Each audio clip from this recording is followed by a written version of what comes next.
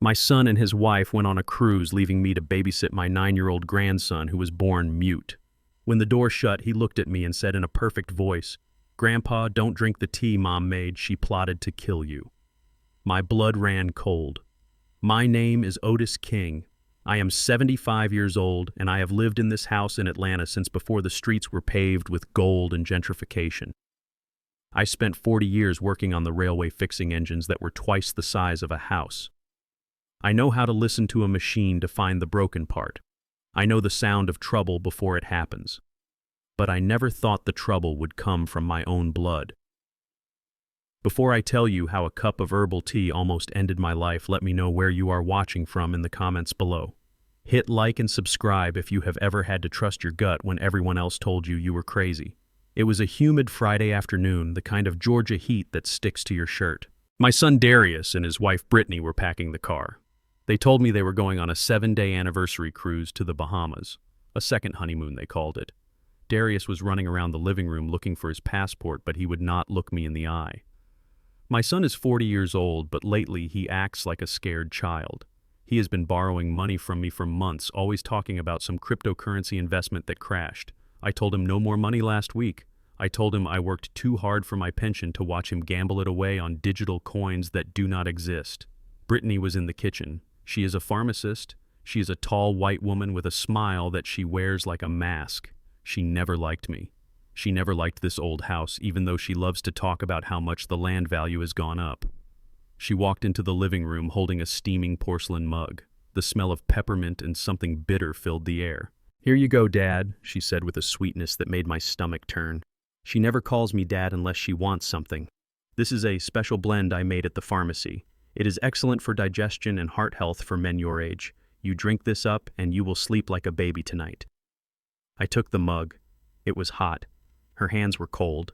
She looked at me, and for a second I saw a flash of impatience in her blue eyes. She wanted me to drink it right there. I placed the mug on the coaster on the side table. "I will let it cool down a bit," I said. Brittany stiffened. Her smile twitched. "Just do not forget to drink it while it is fresh, Otis," she said, her tone shifting. "It loses its potency if you let it sit too long." Darius came in dragging a heavy suitcase. "We have to go, babe," he said.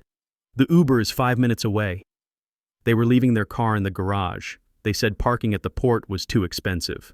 Brittany turned her attention to the corner of the room where my grandson Leo was sitting. Leo is 9 years old. He has dark curly hair and eyes that seem to see everything, but he has never spoken a single word in his life.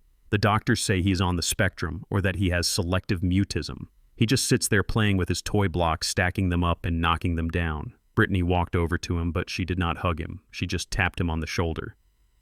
"Be a good boy, Leo," she said. "Do not cause trouble for your grandfather." Then she turned to me, and the disdain was clear on her face. "Otis, listen to me carefully. Leo is difficult. Do not let him run out the front door. He cannot scream for help if he gets hurt.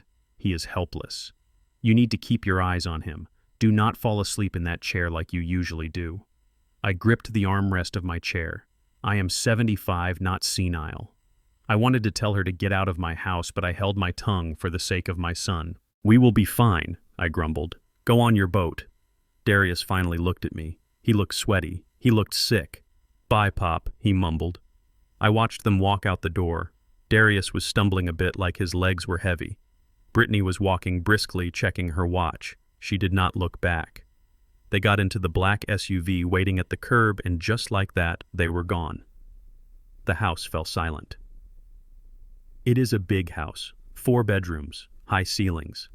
I bought it 50 years ago for a song. Now the real estate agents call me every week offering me cash. They say I am sitting on a gold mine. I say I am sitting in my home. I looked at Leo. He was still staring at the door. "Well, boy," I said, sighing. "It is just you and me." I felt a sudden wave of exhaustion. Maybe Brittany was right about one thing. I was tired. My heart had been fluttering lately, probably from the stress of Darius asking for money. I looked at the tea on the table. The steam had stopped rising, but it was still warm. Peppermint. It usually settled my stomach. I reached for the mug. My hand is calloused and scarred from 40 years of turning wrenches, but it still has a strong grip. I lifted the cup. I could smell the herbs. It was a strong scent masking something metallic. I brought the rim to my lips. Suddenly there was a blur of motion from the corner of the room. It happened so fast I almost dropped the cup on my lap. Leo had launched himself across the room. He slammed his small hand against my wrist. The mug flew out of my hand. It hit the brick fireplace and shattered. Brown liquid splashed all over the hearth and soaked into the expensive rug Brittany hated. The sound of the porcelain breaking echoed in the empty house. I was shocked. Then I was angry. "Boy, what is wrong with you?" I shouted, standing up. "That was hot. You could have burned yourself." I looked down at him, expecting to see him cowering or going back to his blocks. But he was standing there rigid. His fists were clenched at his sides. He was looking up at me and his eyes were burning with the intensity I had never seen before. He was not looking at the broken cup. He was looking right into my soul. Then he opened his mouth. "Grandpa, don't drink it." The voice was raspy like a machine that hadn't been used in years, but the diction was perfect. It was clear. It was precise. It was the voice of a 9-year-old boy who knew exactly what he was saying. I froze. My heart hammered against my ribs like a piston. I looked around the room thinking the TV was on, thinking maybe Darius had come back. But it was just us. "Leo," I whispered, "did you just speak?" He took a step closer. He grabbed my rough hand with his small, soft ones. "Grandpa, listen to me. Do not drink the tea. Mom made it. She put the white pills in it. She ground them up in the mortar." I stared at him. My mind was reeling. This boy had been silent for 9 years. We thought he couldn't speak. We thought he didn't understand. "What pills, Leo?" I asked, my voice trembling. "The heart pills," he said. "The ones from the high shelf. Digoxin. She said it stops the heart if you take too much. She said it looks like a heart attack." I felt the room spin. Digoxin. I knew that name. Brittany often talked about medications at dinner, showing off her knowledge. She had mentioned digoxin once, saying it was a dangerous drug if the dosage was wrong. "Leo, how do you know this?" I asked, sinking back into my chair because my legs would no longer hold me. "I saw her," he said. "I was in the pantry getting crackers. She didn't see me. She was crushing the pills. She told Dad that tonight was the night. She said, 'You have to die tonight so they can sell the house by Monday.'" Sell the house. The pieces started to click together in my mind like a terrifying puzzle. The debts, Darius's desperation, the sudden trip, the insistence that I drink the tea, the pressure to sell the house these last few months. "They plan to kill me," I whispered more to myself than to him. Leo nodded. His face was grave. He did not look like a child. He looked like a soldier. "They aren't on a cruise, Grandpa," he said. "They are at the Ritz-Carlton in Buckhead.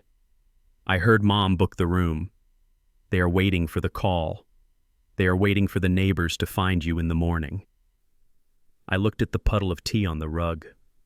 A few minutes ago it was just a drink. Now it looked like poison. It looked like death. I looked back at my grandson, the boy I had ignored for years, thinking he was lost in his own world. He had been watching. He had been listening. He was the spy in the house of my enemy. "Why are you talking now, Leo?" I asked, tears stinging my eyes. "You never said a word. Not once." He looked down at his shoes. "Mom told me if I ever spoke, I would die," he said softly. "She hurt the dog, Grandpa. Remember Buster? She poisoned him because he barked too much. She told me I was next if I made a noise, so I stopped." My rage exploded. It was a hot white fire in my chest. I remembered Buster, a healthy German shepherd who died suddenly 2 years ago. Brittany had cried crocodile tears. "She threatened you," I growled. Leo looked up. "But she is going to kill you, Grandpa. You are the only one who is nice to me. You let me sit with you. You don't yell. I couldn't let you die." I pulled him into a hug. I squeezed him tight, burying my face in his shoulder. He felt so small, but he had more courage in his pinky finger than my son had in his whole body. "I am not going to die tonight, Leo," I promised him. "And neither are you." I let him go and stood up. The fatigue was gone. The old man was gone. I was Otis King. I was the man who kept the trains moving when the storms hit. I was the man who built this life with my bare hands, and I was not going to let a greedy pharmacist and a spineless son take me out with a cup of tea. Show me, I said. Show me where she hid the evidence. Leo led me to the kitchen. He pointed under the sink way in the back behind the bleach and the trash bags. I reached in and pulled out a small plastic bag. Inside was an empty blister pack. Digoxin. There was white powder residue on the counter that she had missed in her haste. My hands were shaking, but not from fear, from fury. We need to be sure, I said. I grabbed a plastic syringe from the drawer, the kind we used to give Buster his medicine before he died.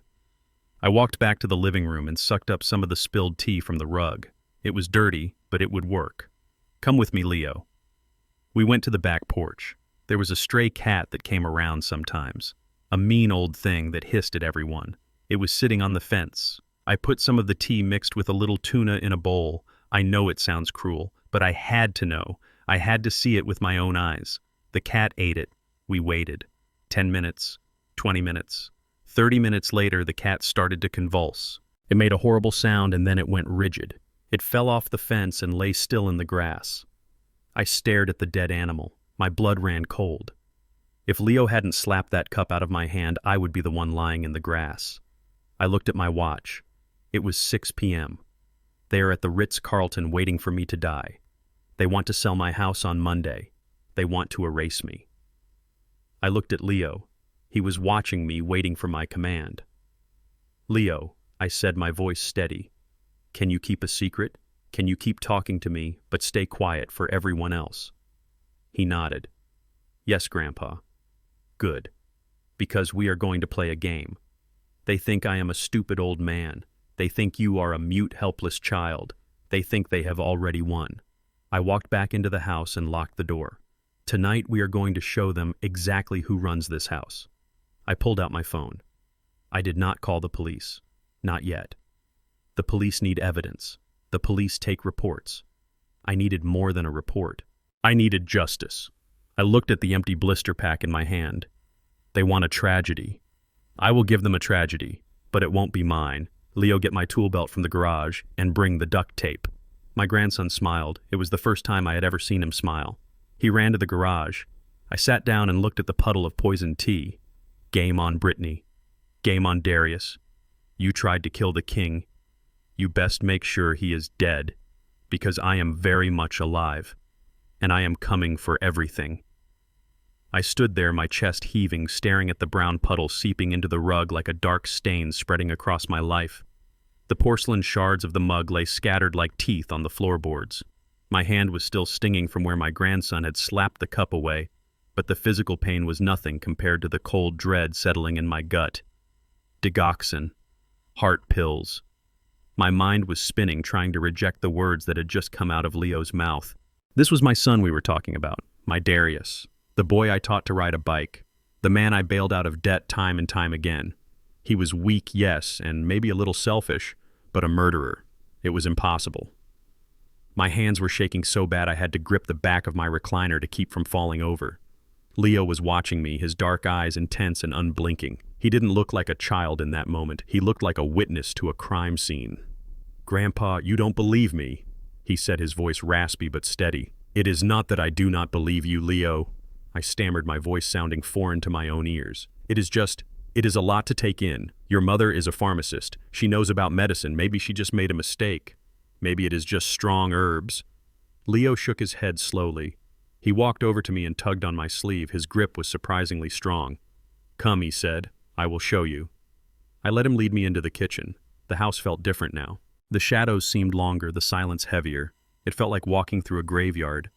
The kitchen was spotless. Brittany always kept it that way. She said a clean kitchen was the sign of a disciplined mind. Now I wondered if it was just a way to hide her tracks. Leo walked straight to the sink. He opened the cabinet door underneath where we kept the cleaning supplies and the trash bags. He reached way back behind the bottle of bleach and pulled out the small kitchen garbage bin. He dug through the coffee grounds and the vegetable peelings, his small hands moving with a grim purpose. Here, he said, holding up a crumpled ball of foil. I took it from him. My fingers felt numb. I smoothed out the foil on the granite countertop. Inside were 3 blister packs, empty. Every single bubble had been popped. I turned the package over. The label was still there, partially torn but legible. Digoxin, 0.25 milligons. I did the math in my head. There were 30 pills in a pack, 3 packs, 90 pills. That is enough to stop a horse's heart, let alone an old man's. She ground them up in the mortar and pestle, Leo whispered, pointing to the heavy stone bowl sitting on the drying rack. She washed it, but she missed the dust. I walked over to the mortar. I ran my finger along the inside rim. It came away with a fine white powder. I touched it to my tongue. Bitter, metallic, just like the smell coming from the tea. I spat into the sink and rinsed my mouth out with water, my heart hammering against my ribs like a trapped bird. This was real. This was actually happening. My daughter-in-law had turned my kitchen into a lab for murder, and my son had carried the suitcase out the door while she did it. But I still needed to be sure. I needed to see it. I needed proof that was not just empty wrappers and the word of a 9-year-old boy. If I went to the police now with just this, they would laugh at me. They would say I was a confused old man listening to a child who makes up stories. I need to test it. I said more to myself than to Leo. I looked around the kitchen frantically. My eyes landed on the window overlooking the backyard. There was a stray cat that came around every evening, a scruffy orange tabby with half an ear missing. I called him Rusty. I fed him tuna sometimes when Brittany wasn't looking. She hated that cat. She said he carried diseases. I grabbed a plastic bowl from the cupboard.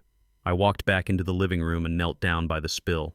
I used a spoon to scoop up some of the liquid pooling on the hardwood floor where the rug ended. It was cold now and smelled sickeningly sweet from the peppermint.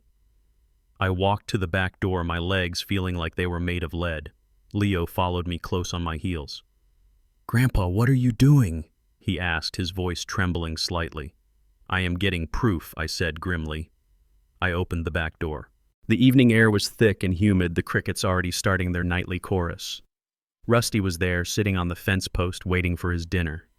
He meowed when he saw me, a raspy, demanding sound. "I am sorry, old friend," I whispered. I put the bowl down on the porch steps. I went back inside, grabbed a can of wet cat food, and mixed a spoonful into the tea sludge. It looked like a normal treat. I stepped back and watched through the screen door. Rusty jumped down. He approached the bowl, cautiously sniffing the air. He was hungry. He always was. He dove in, lapping up the mixture. Leo stood beside me, his face pressed against the mesh screen. "Is he going to die, Grandpa?" he asked. I put my hand on his shoulder. "I pray he doesn't, son. I pray to God he walks away and we are just two crazy people making up stories." We waited.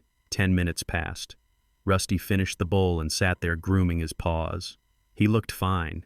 "See," I said, letting out a breath I didn't know I was holding. "He is fine. It is just tea, Leo. Just strong tea." But Leo didn't move. He kept watching. "Wait," he said. 5 minutes later, Rusty stood up. He took a step and stumbled. His back legs gave out. He let out a yowl that made the hair on my arms stand up. It wasn't a meow. It was a scream. Then the convulsions started. The poor animal thrashed in the grass, his body going rigid, then limp, then rigid again. Foam flecked with blood appeared at his mouth. His eyes went wide, terrified and unseeing. I turned away, unable to watch. I felt bile rising in my throat. I wanted to run out there and help him, but I knew there was nothing I could do. The poison was already in his blood, stopping his heart, seizing his muscles. It took 30 minutes. 30 agonizing minutes of watching a living creature suffer because of my family's greed. When Rusty finally went still, lying twisted in the overgrown grass near the hydrangea bush, I felt a part of me die with him. That was meant for me. If Leo hadn't spoken, if I had taken one sip of that tea, I would be the one thrashing on the floor right now, foaming at the mouth while my heart exploded in my chest. I walked out onto the porch and stared at the dead cat. My blood turned to ice. The sorrow I felt was instantly replaced by a cold, hard fury. This wasn't just a betrayal. This was an execution. They tried to kill me. I said, my voice low and dangerous. My own son. Leo walked out and stood next to me. He didn't look at the cat. He looked at me. "They are not on a cruise, Grandpa," he said again. I looked at him. "How do you know where they are, Leo? How do you know all of this?" He pulled a small smartphone out of his pocket. It was an old one of Darius's discarded iPhones that he gave Leo to play games on. "I recorded them," Leo said. "I recorded them when they thought I was sleeping. I recorded them when they thought I couldn't understand." He tapped the screen and a voice filled the quiet evening air. It was Brittany's voice, clear as a bell. "We can't wait until next month, Darius. The loan shark said Monday. If we don't have the money by Monday, they are going to break your legs. Then Darius's voice, weak and whining. But the house is in his name, Brittany. Even if he dies, it will take months to go through probate. Not if we have the will, Brittany snapped. I forged the signature last week. I have the notary in my pocket. Once the old man is gone, we file the death certificate on Sunday morning and we sell to the cash buyer on Monday afternoon. We take the money and we pay off the debt. But what about the autopsy? Darius asked. There won't be an autopsy. Brittany laughed. He is 75. He has a history of heart palpitations. Digoxin just looks like heart failure. The coroner won't even look twice. We will be at the Ritz-Carlton 20 miles away having a romantic dinner. We will have the perfect alibi. When the neighbors find him, we will be devastated. The recording ended. I stood there in the humid Atlanta night clutching the porch railing so hard my knuckles turned white. They were at the Ritz-Carlton. They were eating steak and drinking wine, waiting for the phone to ring, waiting for someone to tell them that Otis King was dead. They sold me out for a debt, I whispered. They sold my life for a gambling debt. Leo looked up at me. His face was pale, but his eyes were dry. What do we do, Grandpa? He asked. I looked at the dead cat, then back at the house that I had built with 40 years of sweat and blood. I thought about the tea cooling on the floor. I thought about the empty blister packs in the trash. I realized then that the Otis King who just wanted to watch TV and enjoy his retirement was dead. He died the moment that cat took its last breath. The man standing on the porch now was different. I turned to Leo. You said they are waiting for news, I asked. Leo nodded. They are waiting for the neighbors to call 911.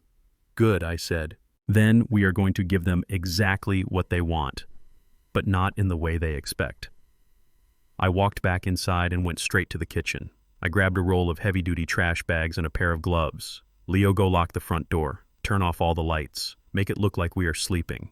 Leo ran to do as he was told. I went back out to the yard. I picked up poor Rusty's body, gently placing him in a bag.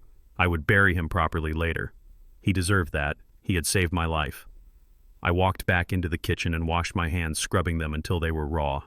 I looked at my reflection in the window. I looked old. I looked tired. But my eyes were sharp. They think I am a senile old fool, I said to the empty room. They think I am weak. I walked into the living room where the shattered mug still lay. Leo was waiting for me in the dark. Grandpa, are we going to call the police now? He asked. No, I said. The police are for crimes that have already happened. We are going to stop a crime that is still in progress, and we are going to make sure they pay for every single second of this. I sat down in my armchair. Leo, bring me the phone, and bring me your recording. I dialed a number I hadn't called in years. It was Dr. Evans, my old friend from the railway days who became a coroner. He owed me a favor. A big one. Evans, I said when he picked up. It is Otis. I need you to come over and bring your medical bag. I am about to have a very bad heart attack. I looked at Leo, and for the first time that night I smiled. It wasn't a nice smile. They want a show, Leo. Let's give them the performance of a lifetime. I walked back into the kitchen, my legs feeling like they weighed 1,000 pounds. The silence in the house was different now. Before it was the silence of emptiness. Now it was the silence of a tomb. I sat heavily at the kitchen table, the wood cool against my forearms. Leo followed me in. He moved quietly like a ghost in his own home. He climbed onto the chair opposite me and folded his small hands on the table. He looked at me with those old soul eyes, and for the first time in 9 years, I truly saw him. I did not see the broken boy the doctors talked about. I did not see the autistic child my son apologized for. I saw a survivor. Leo, I said, my voice cracking. We need to talk. Really talk. He nodded slowly. He did not look afraid anymore. He looked relieved, like he had been holding his breath for a decade and finally exhaled. I need to understand, son, I said, leaning forward. The doctors, the specialists, the therapists, they all said you were born this way. They said your brain just didn't make the connection to speech. We spent thousands of dollars. We learned sign language that you refused to use. Why, Leo? Why did you stay silent for 9 years? Why did you let us believe you were broken? Leo looked down at his hands. He picked at a loose thread on his shirt. When he looked up, his eyes were swimming with tears. "Because I wanted to live, Grandpa," he whispered. The words hit me like a physical blow. I wanted to live. A 9-year-old boy should not have to worry about surviving his own mother. "Tell me," I said softly. "Tell me everything." He took a deep breath. His voice was small but steady. "I was 4 years old, Grandpa." "Do you remember Buster?" I nodded. Buster was a golden retriever mix, a good dog. Dumb as a box of rocks but loyal. He died 5 years ago. Darius said he got into some antifreeze in the garage. "I remember him," I said. "He didn't eat antifreeze," Leo said, shaking his head. "He barked too much. Mom had a headache. She had a migraine for 2 days. Buster saw a squirrel and he wouldn't stop barking at the back door." Leo paused. He swallowed hard as if the memory was a physical thing stuck in his throat. "I was playing with my trucks under the dining room table. The tablecloth was long so she didn't see me.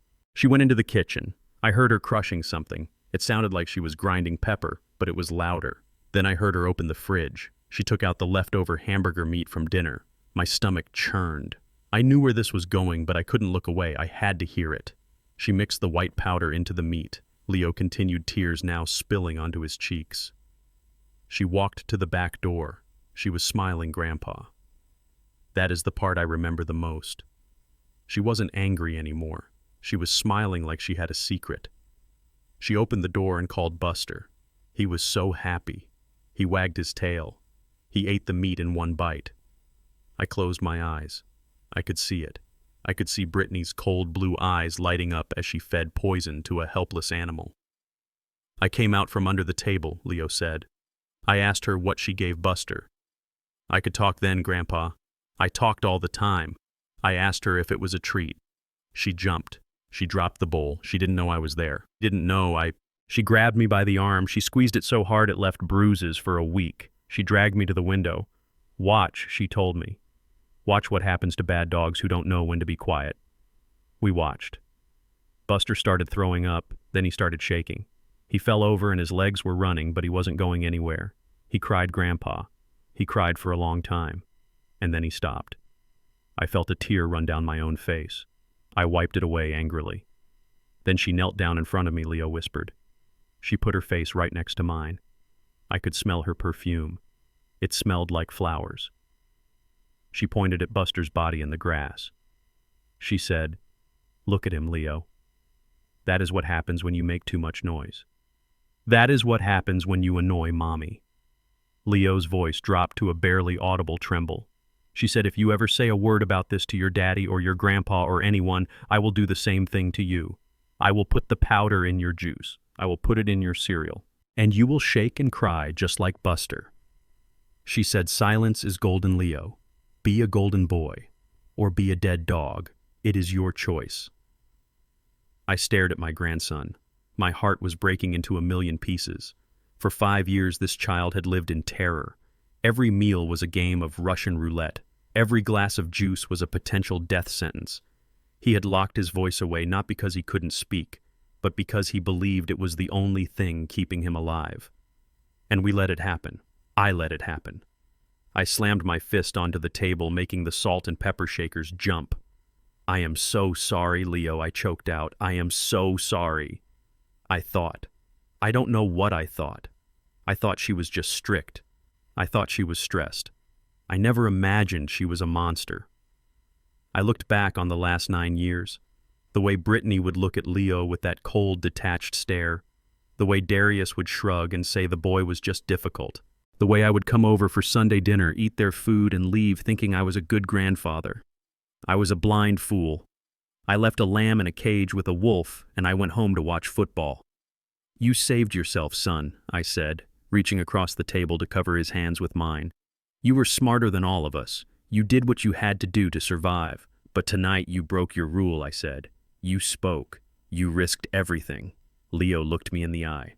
"Because she wasn't hurting a dog this time, Grandpa. She was hurting you. I couldn't watch you die. You are the only one who ever hugged me. You are the only one who ever brought me toys. Dad is scared of her. Everyone is scared of her. But you are strong. I felt a surge of emotion so powerful it almost knocked me over. This boy who had lived in a silent hell for half his life had risked his own safety to save an old man who had failed him. He was right. Darius was scared. My son was a coward who let his wife terrorize his child and murder his father because he was too weak to stand up to her. But I wasn't Darius. I stood up. My knees popped, but I didn't feel the pain. I felt energized. I felt a cold, dangerous clarity washing over me. "You are right, Leo," I said. "I am strong. And for too long I have been asleep. I have been letting life happen to me. I have been letting that woman run this family into the ground while I sat on my porch and watched the world go by." I walked over to the sink and splashed cold water on my face. I looked at myself in the window reflection. The eyes staring back were not the eyes of a victim. They were the eyes of a man who had fixed engines in the freezing rain, who had worked double shifts to put food on the table, who had survived Jim Crow and poverty and loss. I turned back to Leo. "No more silence," I said. "Not for you, not for me." I walked over to the knife block and pulled out the biggest chef's knife Brittany owned. It gleamed under the kitchen lights. Leo's eyes went wide. "Grandpa, what are you doing? I'm not going to hurt anyone." "Leo," I said, sliding the knife into my belt. "But we are going to need tools. We are going to need evidence. And we are going to need to be ready." I went to the pantry and grabbed a heavy cast iron skillet. I handed it to Leo. "Hold this," I said. "If anyone comes through that door who isn't me or Dr. Evans, you swing this with everything you have. Do you understand?"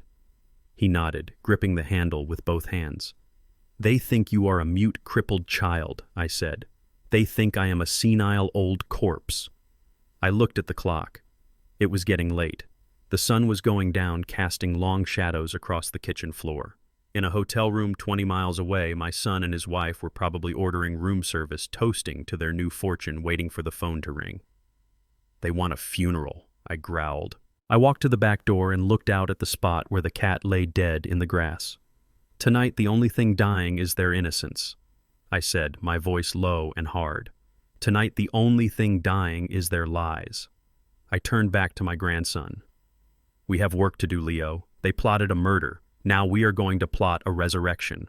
And when they come back here expecting to find a body, they are going to find a war." Leo smiled. It was a grim smile, a smile that didn't belong on a 9-year-old face. But it was a smile of a fighter. "I am ready, Grandpa," he said. "Let's get to work." The kitchen knife was heavy in my belt, but it gave me a sense of security I hadn't felt in years. I looked at Leo holding the cast iron skillet like a shield and nodded. We were soldiers now, fighting a war inside the very walls where I had raised my family. "Come on, Leo," I said, my voice low. "We are going into the belly of the beast." We walked down the hallway to the master bedroom. The door was closed. In all the years Darius and Brittany had lived here, I had never stepped foot inside this room. It was their sanctuary, their private kingdom, where they plotted and schemed while I slept down the hall. I turned the handle. It was locked. Of course it was. Brittany locked everything. She locked her phone, she locked her jewelry box, she locked her heart. I didn't bother looking for a key. I pulled a thin piece of wire from my tool belt. I spent 40 years fixing locomotives. A bedroom door lock was child's play. I worked the wire into the mechanism, feeling for the tumblers. Click. The door swung open. The smell hit me first. It was the scent of expensive perfume and stale air. The room was a shrine to their vanity, a king-sized bed with silk sheets that probably cost more than my monthly pension, a vanity table overflowing with creams and lotions, a walk-in closet bursting with designer clothes. "Start looking, Leo," I commanded. "Look for papers. Look for anything that looks important." Leo dropped the skillet on the bed and started rifling through the nightstand drawers. I went straight for the closet. I pushed aside the rows of Brittany's dresses and Darius's suits. I was looking for something specific. People like my son and his wife always have a hiding place. They have too many secrets to leave them out in the open. I found it in the back corner of the closet behind a stack of shoeboxes. A safe. It was a heavy steel box bolted to the floor. A digital keypad glowed softly in the dark. I didn't know the code. Darius never told me anything about his finances, let alone the combination to his safe. Leo came into the closet holding a handful of receipts. "Just clothes, Grandpa," he whispered. "Expensive clothes." I looked at the safe. I ran my hand over the cold steel. It was a good model, fireproof, tamper-resistant. But every machine has a weakness. You just have to know how to listen to it. Go get my stethoscope from the garage, Leo, the one in the red toolbox, and bring the rubber mallet. Leo ran off. I knelt in front of the safe. I wasn't a safecracker by trade, but when you work on engines, you learn how gears mesh. You learn that metal talks if you know the language. Leo returned breathless, handing me the tools. I put the earpieces in and pressed the diaphragm of the stethoscope against the safe door right next to the locking mechanism. I tapped the side of the safe with the rubber mallet. Clang. I turned the handle slightly. I listened to the tumblers inside. It wasn't a digital lock deep down. The keypad was just an electronic trigger for a mechanical bolt. If I could jar the solenoid just right. I tapped again. Harder this time. I turned the handle. I listened. There was a rhythm to it. A mechanical heartbeat. I visualized the pins inside just like I used to visualize the pistons in a diesel engine. "Come on, you piece of junk," I muttered. "Open up for Daddy." I gave it one sharp, well-placed strike with the mallet right above the keypad while simultaneously jerking the handle. Click. Whir. The light on the keypad flashed red, then green. The mechanism disengaged. I let out a breath I had been holding for 5 minutes. I pulled the heavy door open. Inside, there were no stacks of cash. There were no gold bars, just papers. Stacks and stacks of papers. I pulled them out and dumped them on the bedroom floor. Leo and I sat there under the dim light of the closet bulb, sifting through the wreckage of my son's life. It was worse than I thought. "Here is the crypto," Leo said, handing me a thick folder. I opened it. It was a statement from a trading platform. I didn't understand all the numbers, but I understood the color red. Negative. Loss. Margin call. $300,000. My hands shook. Darius had lost $300,000 betting on digital coins that didn't exist. That was more money than I had made in 10 years on the railroad. "Where did he get this money?" I whispered. Leo handed me another document. It was a mortgage agreement. I looked at the address. It was my address, my house. I looked at the signature at the bottom. Otis King. It was my name, but it wasn't my handwriting. It was a shaky imitation, probably done by Brittany. They had forged my signature to take out a second mortgage on the house I had paid off 20 years ago. They had leveraged my home to pay for their gambling addiction, and now the bank was coming for it. "That is why they need to sell on Monday," Leo said, his voice hard. "The foreclosure notice is right here." I looked at the paper he was holding. Eviction notice. Effective next week. They weren't just going to kill me. They were going to leave my ghost homeless. I kept digging. I found credit card bills in my name, utility bills for accounts I didn't know existed. They had stolen my identity piece by piece, stripping the meat off my bones while I was still alive. But the worst was at the bottom of the stack. A life insurance policy. It was brand new, dated just 3 months ago. The premium was astronomical. I read the coverage amount, $1 million, insured Otis King, beneficiary Darius King, and there was a clause, a double indemnity clause for accidental death. I felt sick, physically sick.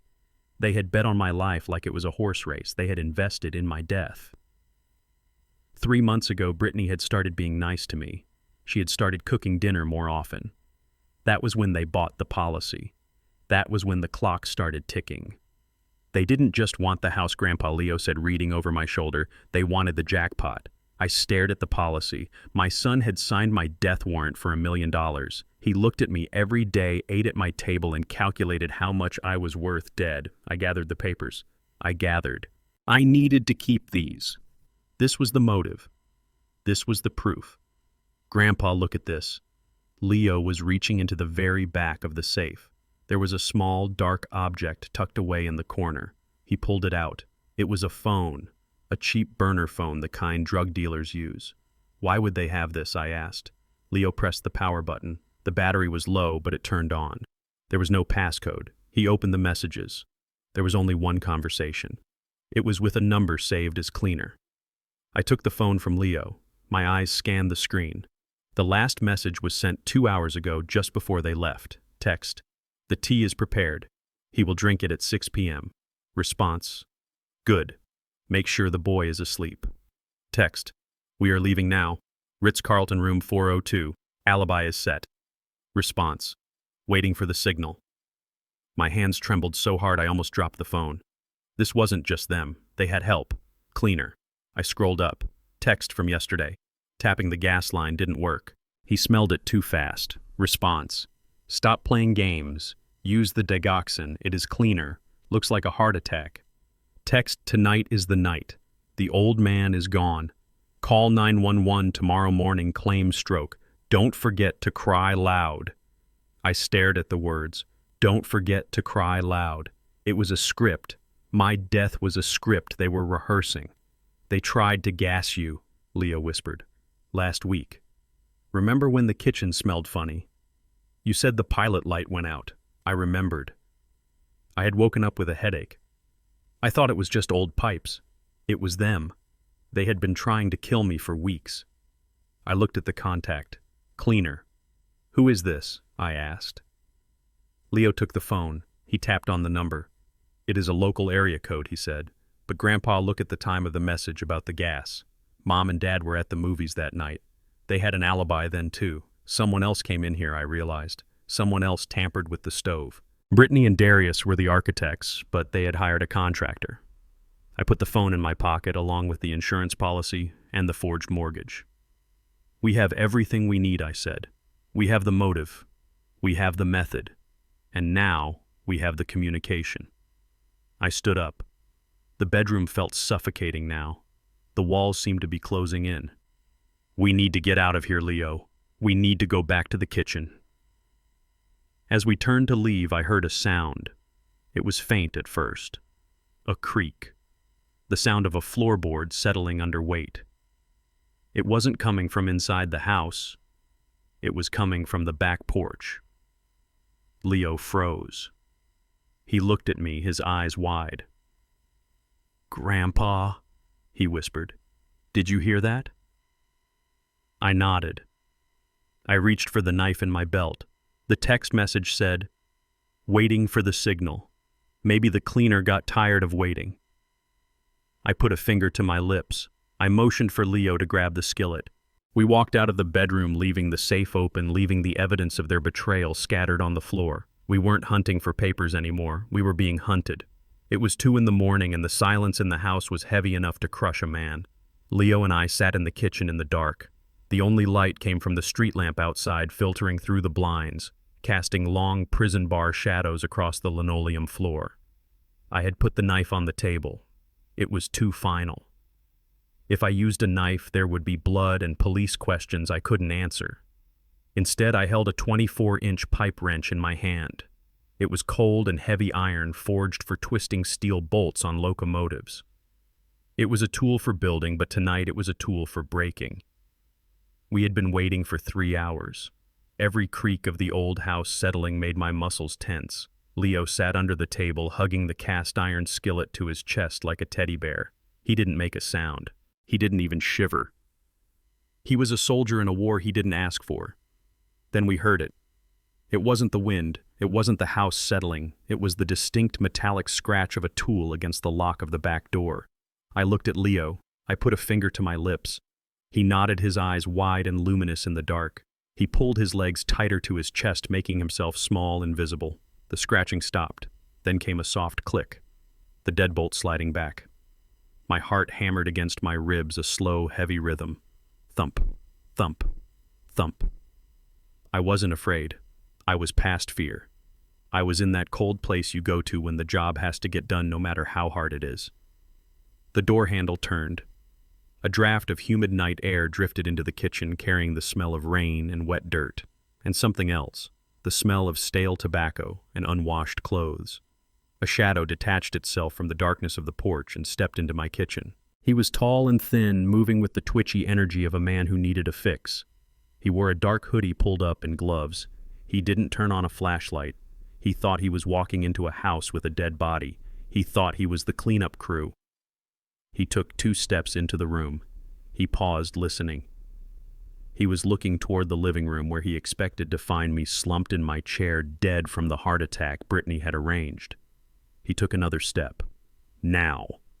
I moved. I didn't move like a 75-year-old man with a bad back. I moved like a man who used to swing sledgehammers for 12 hours a day. I lunged from the shadows behind the refrigerator. I didn't aim for the head. I didn't want to kill him. I swung the pipe wrench in a low arc, aiming for the back of his knee. The impact made a sickening wet thud. The intruder let out a high-pitched yelp, a sound of pure shock and pain. His leg buckled underneath him and he went down hard, hitting the floor face first. He tried to scramble up his boots, scrabbling for purchase on the linoleum, but I was already on top of him. I dropped my knee into the small of his back, pinning him to the ground. He wheezed, the air driven out of his lungs. "Get off me, man," he gasped, thrashing like a caught fish. I grabbed a handful of his hoodie and slammed his face back down onto the floor. Not hard enough to break his skull, but hard enough to rattle his teeth. "Stay down," I growled into his ear. He tried to reach back, tried to swing an elbow. I pressed the cold jaws of the pipe wrench against his neck. "You move one more inch and I will clamp this shut and twist until your head comes off," I whispered. "Do you understand me?" He froze. He felt the weight of the iron. He knew I wasn't bluffing. Leo lights. The kitchen flooded with sudden blinding light. The intruder squinted, trying to turn his head away from the glare. Leo stood by the light switch holding his phone up. The red recording dot was blinking. He was filming everything steady as a rock. I reached into my pocket and pulled out the roll of duct tape. "Give me your hands," I ordered. The man hesitated. I pressed the wrench harder. "Hands. Now." He put his hands behind his back. I taped them tight, wrapping the silver tape around his wrists until he looked like a silver bracelet. Then I taped his ankles. I rolled him over. He was young, maybe 30. His face was gaunt, his eyes bloodshot. He had a scruffy beard and a scar running through his eyebrow. He looked like the kind of guy who hung around the gas station at 3 a.m. asking for change. "Who are you?" I asked, standing over him, the wrench resting on my shoulder like a baseball bat. "I am nobody," he stammered. "I just saw the door open. I thought I could score some electronics. Just a robbery, man. Let me go. I won't come back." "Liar." I leaned down. "You didn't pick a random house. You picked a house where the lights were off but the car was gone. You came in the back way. You knew exactly how to pop that lock. Who sent you?" He looked away, his eyes darting around the room looking for an escape. "Nobody sent me, man, I swear." Leo walked over. He didn't say anything. He just held the phone closer to the man's face. Then he played the audio from the safe.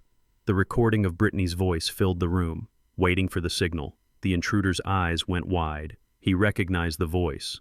"We know about the cleaner," I said. "We know about the gas leak last week. We know about the tea. So you have 2 choices, son. You can tell me exactly what the plan was, and maybe you walk out of here in handcuffs instead of a body bag.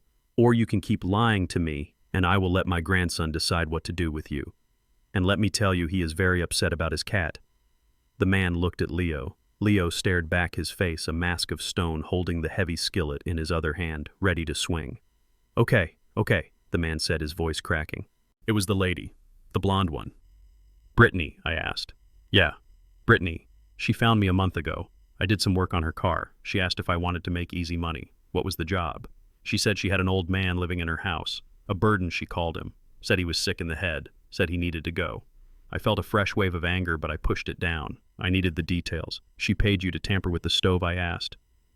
"Yeah," the man admitted.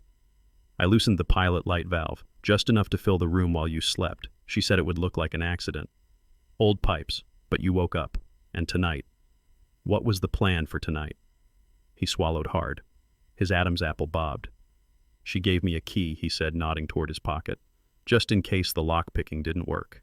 She said she was going to give you something to help you sleep. Permanent sleep. And if I didn't drink it.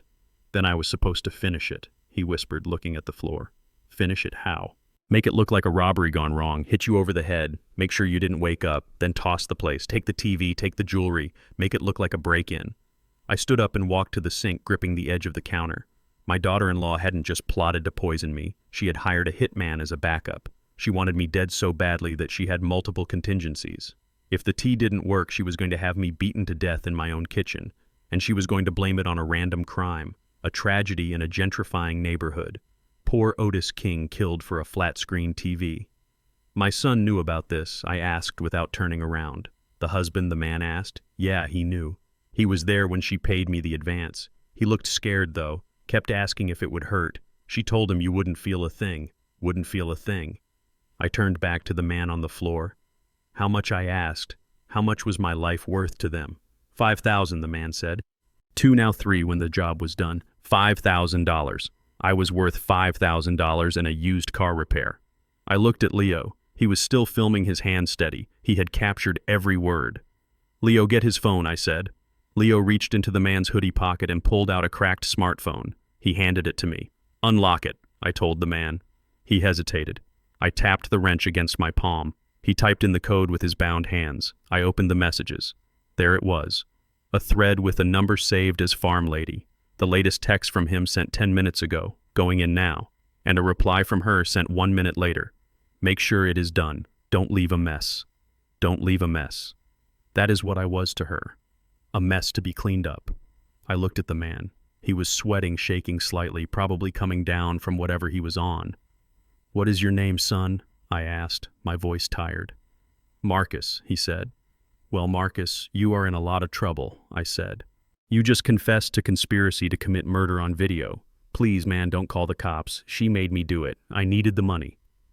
We are not calling the cops, I said. Not yet. Marcus looked confused. What? You are going to help us, I said. You work for me now. I walked over and cut the tape on his ankles. I left his hands bound.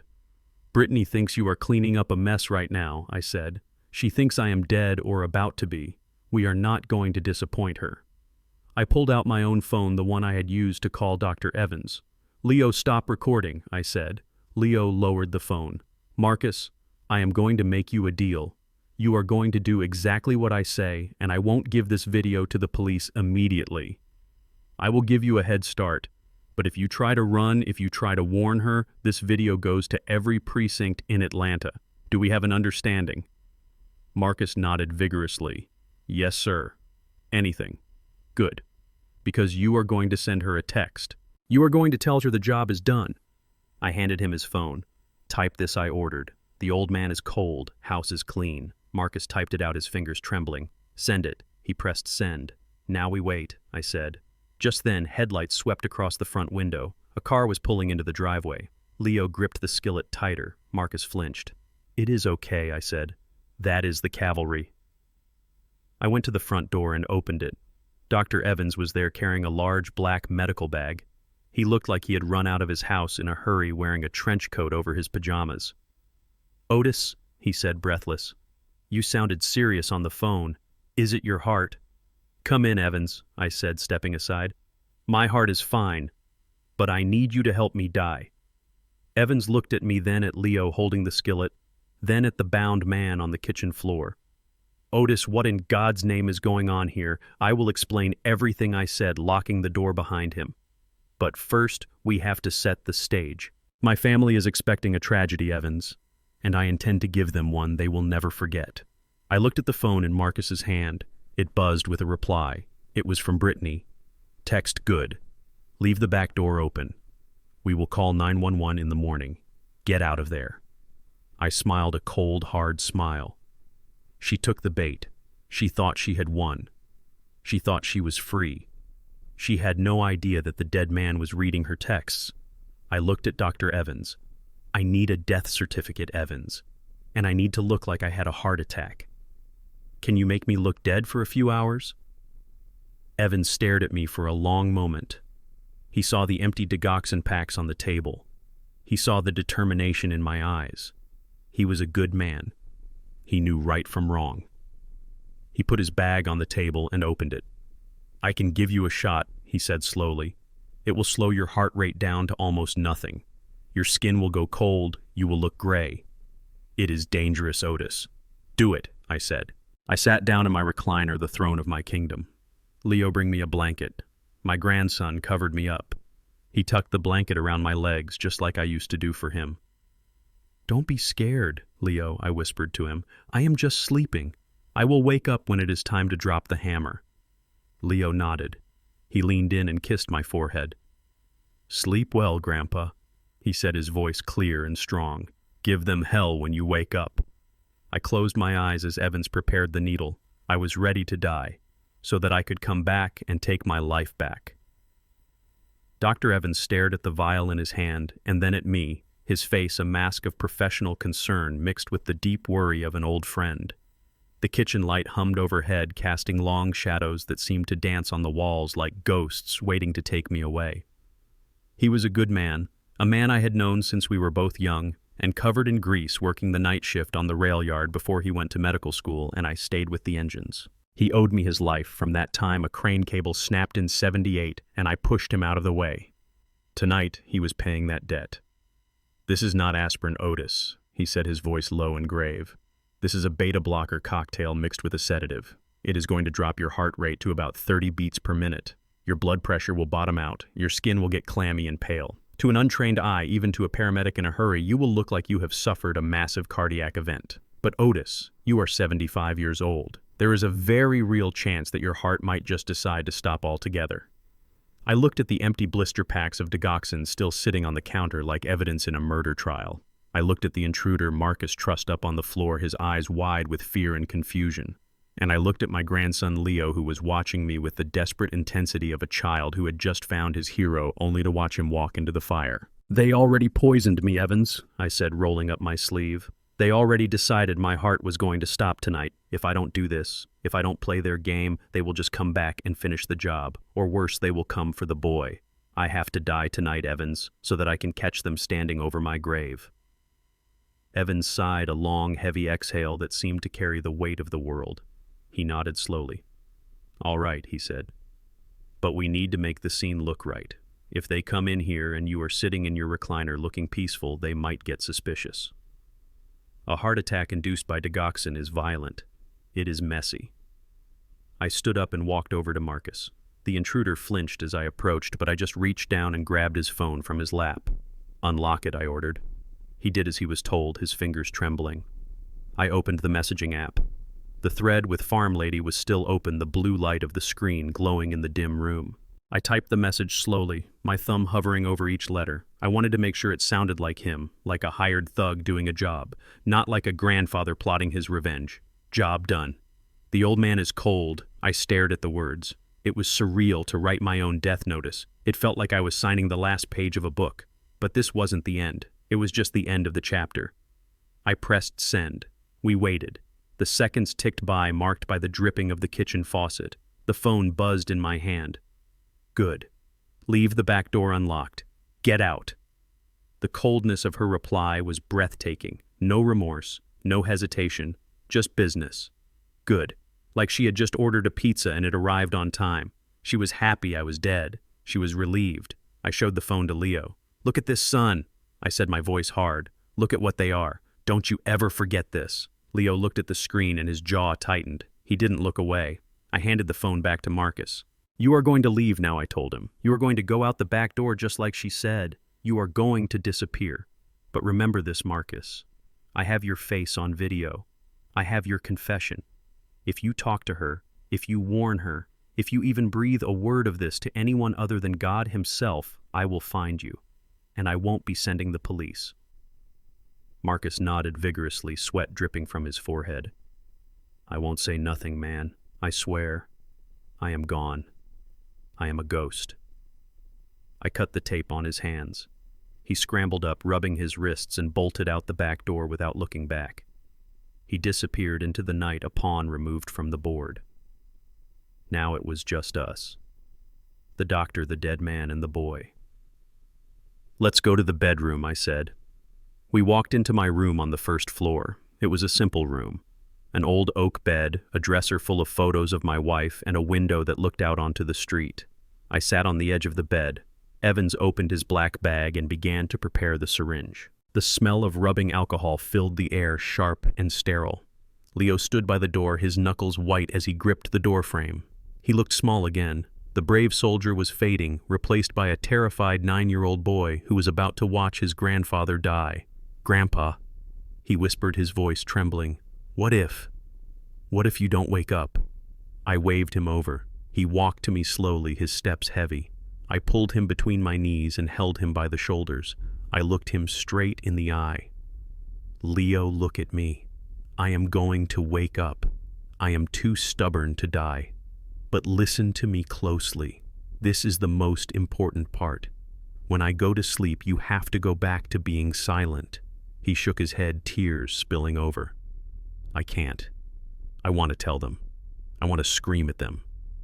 No, I said firmly. You cannot. If you speak, if you show them that you are not the helpless mute boy they think you are, they will know something is wrong. They will know the trap is set. You have to let them believe they won. You have to let them celebrate. You have to let them think they got away with it. I wiped a tear from his cheek with my thumb. It is going to be hard, Leo. They are going to come in here and act sad. They are going to cry fake tears. They are going to touch me. They might even hug you. You have to take it. You have to be a stone. Can you do that for me? Leo sniffled. He looked at the syringe in Evans's hand, then back at me. He took a deep, shuddering breath. I can do it, he said, his voice gaining strength. I did it for 9 years. I can do it for 1 more day. That is my boy, I said, pulling him into a hug. You are the strongest man I know, Leo King, stronger than your father will ever be. I let him go and lay back on the bed. I kicked off my shoes. I ruffled the sheets, making it look like a struggle had happened. I knocked a glass of water off the nightstand. It hit the floor with a dull thud, soaking the carpet. Evans approached the bed.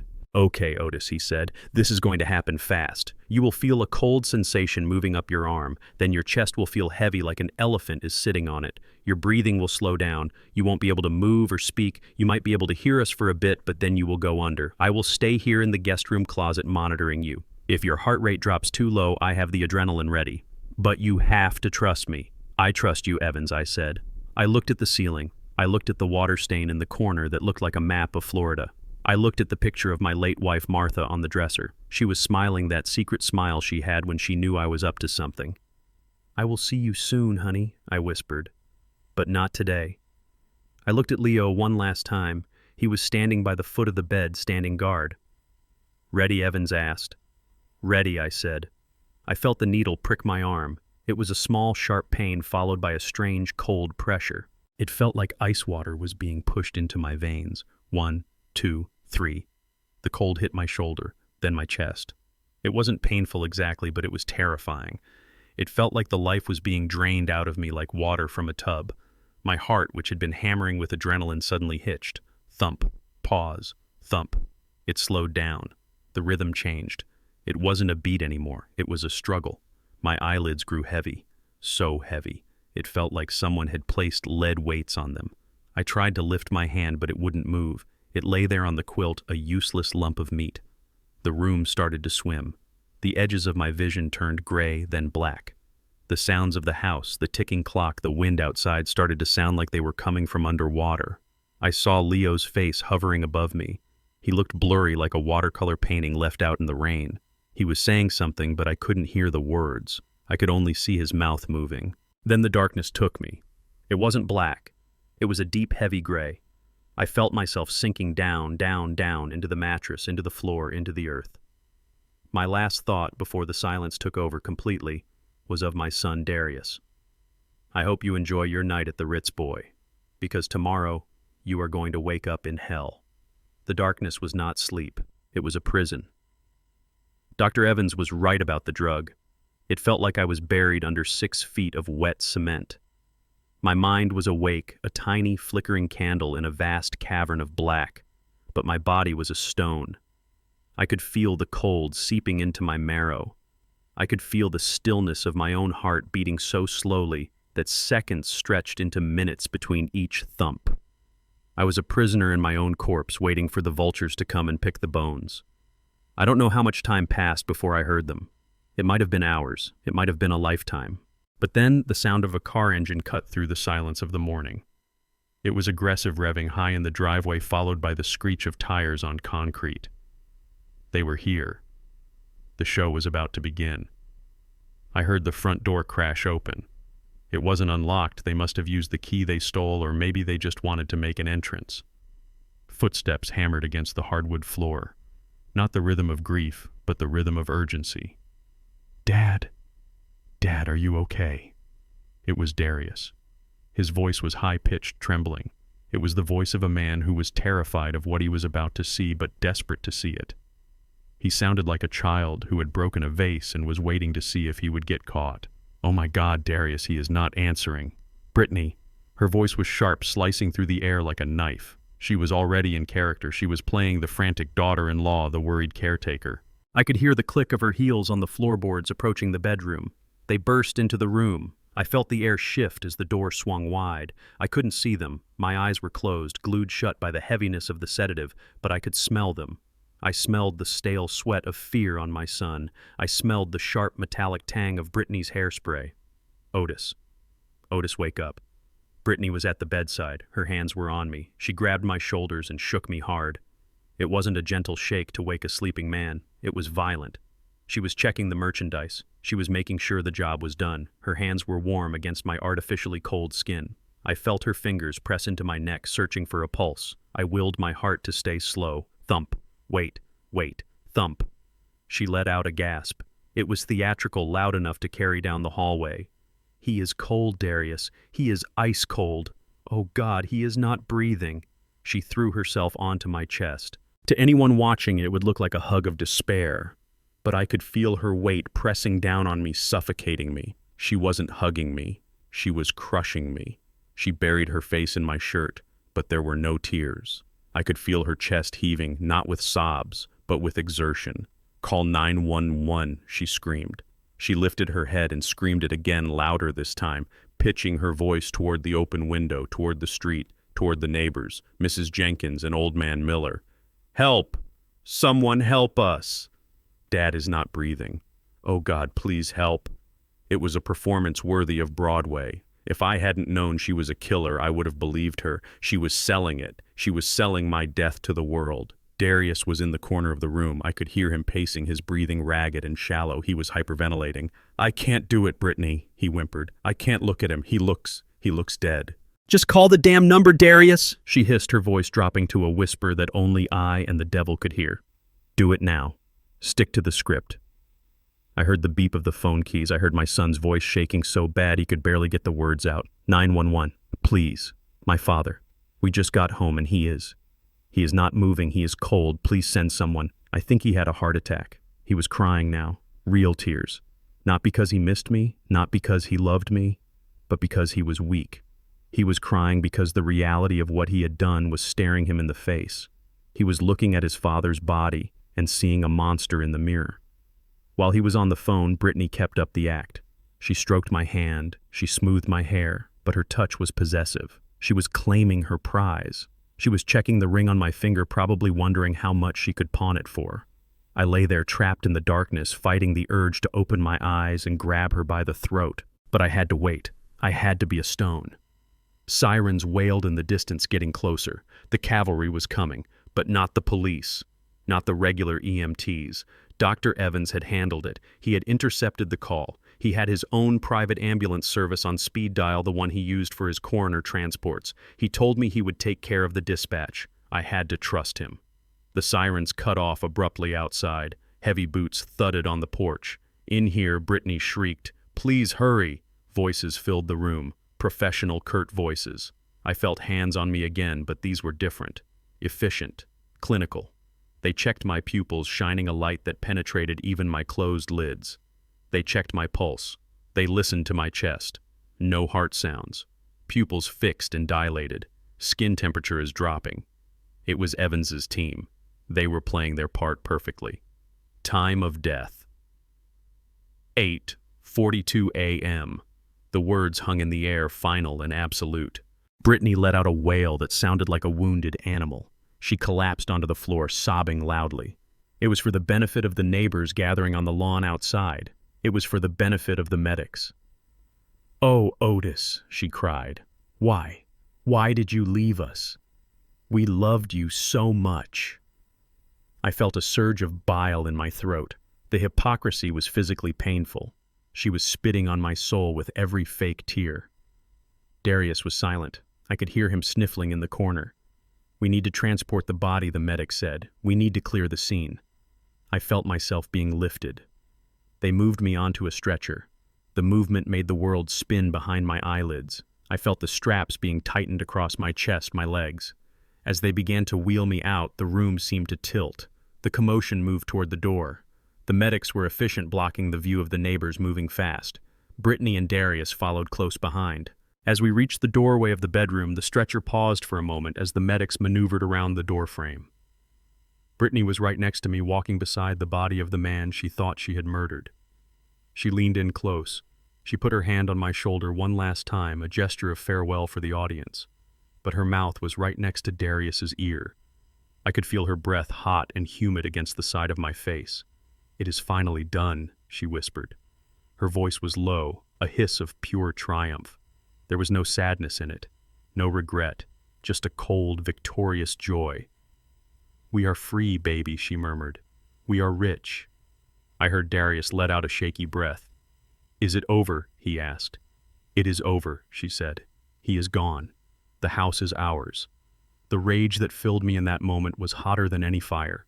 It burned through the sedative, through the paralysis. I wanted to roar. I wanted to tear the straps off and show them that Judgment Day had arrived. But I held on.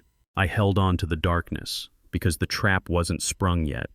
They had taken the bait, but the jaws hadn't snapped shut. As they wheeled me down the hallway, I passed the spot where I knew Leo was standing. He hadn't made a sound this whole time. He hadn't cried. He hadn't screamed. He had done exactly what I asked. He had been a stone. I couldn't see him, but I could feel him. I could feel his eyes watching. Brittany stopped as she passed him. "Get your shoes on, Leo," she snapped, her voice instantly changing from grieving widow to annoyance. "We have to go to the funeral home. Don't just stand there looking stupid. Your grandfather is dead." Leo didn't answer. He didn't move. I knew he was recording. I knew his little phone was in his pocket, capturing the shift in her tone, capturing the callousness. He was the silent witness. The boy they thought was broken was the only one who saw them whole. They wheeled me out into the bright morning sun. The heat hit my face. I heard the murmurs of the neighbors. "Poor Otis. Such a good man. What a tragedy."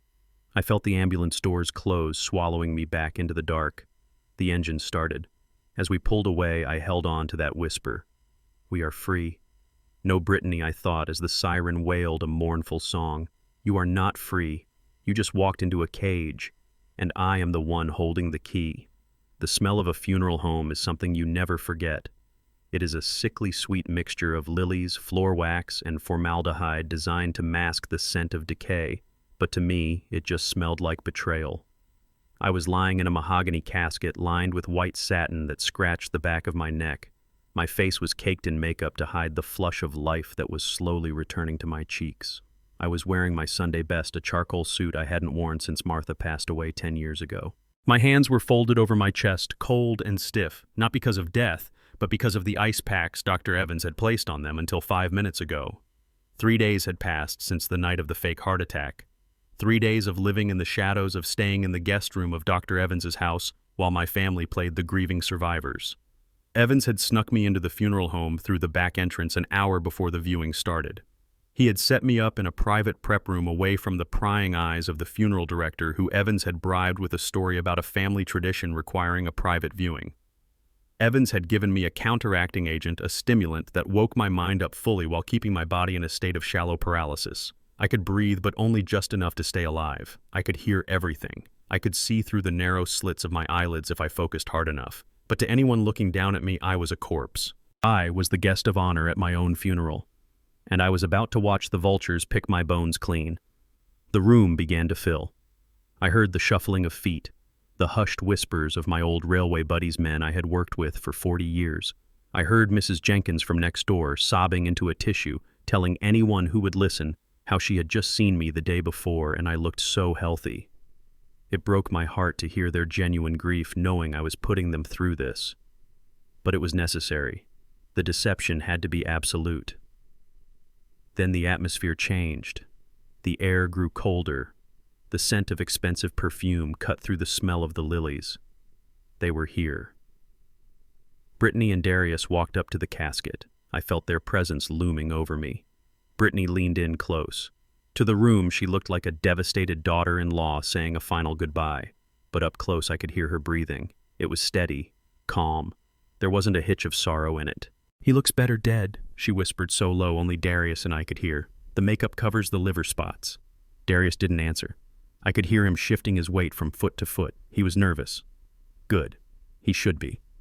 They moved away to the receiving line, standing near the head of the casket, greeting the guests. I lay there listening to their performance. "Thank you for coming," Brittany said, her voice trembling with practiced sorrow. He went peacefully. It was his heart. "We are just devastatingly heartbroken." "Thank you," Darius mumbled. "He was a good man. We will miss him." Lies. Every word was a lie, dripping with venom. They shook hands, accepted casseroles, and hugged people they barely knew, all while playing the part of the bereaved family. But I knew what they were really waiting for. They weren't waiting for comfort. They were waiting for a transaction. About 20 minutes into the viewing, a new set of footsteps approached. These weren't the heavy boots of rail workers or the sensible heels of church ladies. These were hard leather soles clicking with a brisk, impatient rhythm. "Mr. and Mrs. King," a man's voice said, smooth, oily, like a used car salesman. "I am Marcus Thorne from Thorne Realty." We spoke on the phone. My internal alarm bells started ringing. This was it. They weren't even waiting until I was in the ground. They were doing business right next to my body. "Mr. Thorne," Brittany said, her voice instantly dropping the grieving act and shifting into business mode. "Thank you for coming on such short notice. We appreciate your discretion." "Of course," Mrs. King Thorne said. "I understand the situation is urgent. I have the papers here in my briefcase. I took the liberty of running the comps on the property as you asked." They moved slightly away from the receiving line, closer to the front row of empty chairs near the casket. They thought no one was listening. They thought the dead man couldn't hear. "The market in this area is exploding," Thorne said, his voice low. "A historic home like this on a double lot. I could list this on Monday and have a bidding war by Wednesday. You could easily get 500,000, maybe 550. I wanted to laugh. 500,000. The man was trying to lowball them and they didn't even know it. My land alone was worth triple that. But Brittany didn't care about value. She cared about speed. "We don't have time for a bidding war," Brittany hissed. Her voice was sharp, urgent. "We need to liquidate immediately. We have debts to settle and we want to move on. We don't want showings. We don't want open houses. We want a cash buyer and we want to close next week." Thorne paused. I could practically hear him calculating his commission. "Cash buyers expect a discount, Mrs. King," he said. "If you want a quick close, no inspection, no contingencies, you are going to have to drop the price." "How much?" Brittany asked.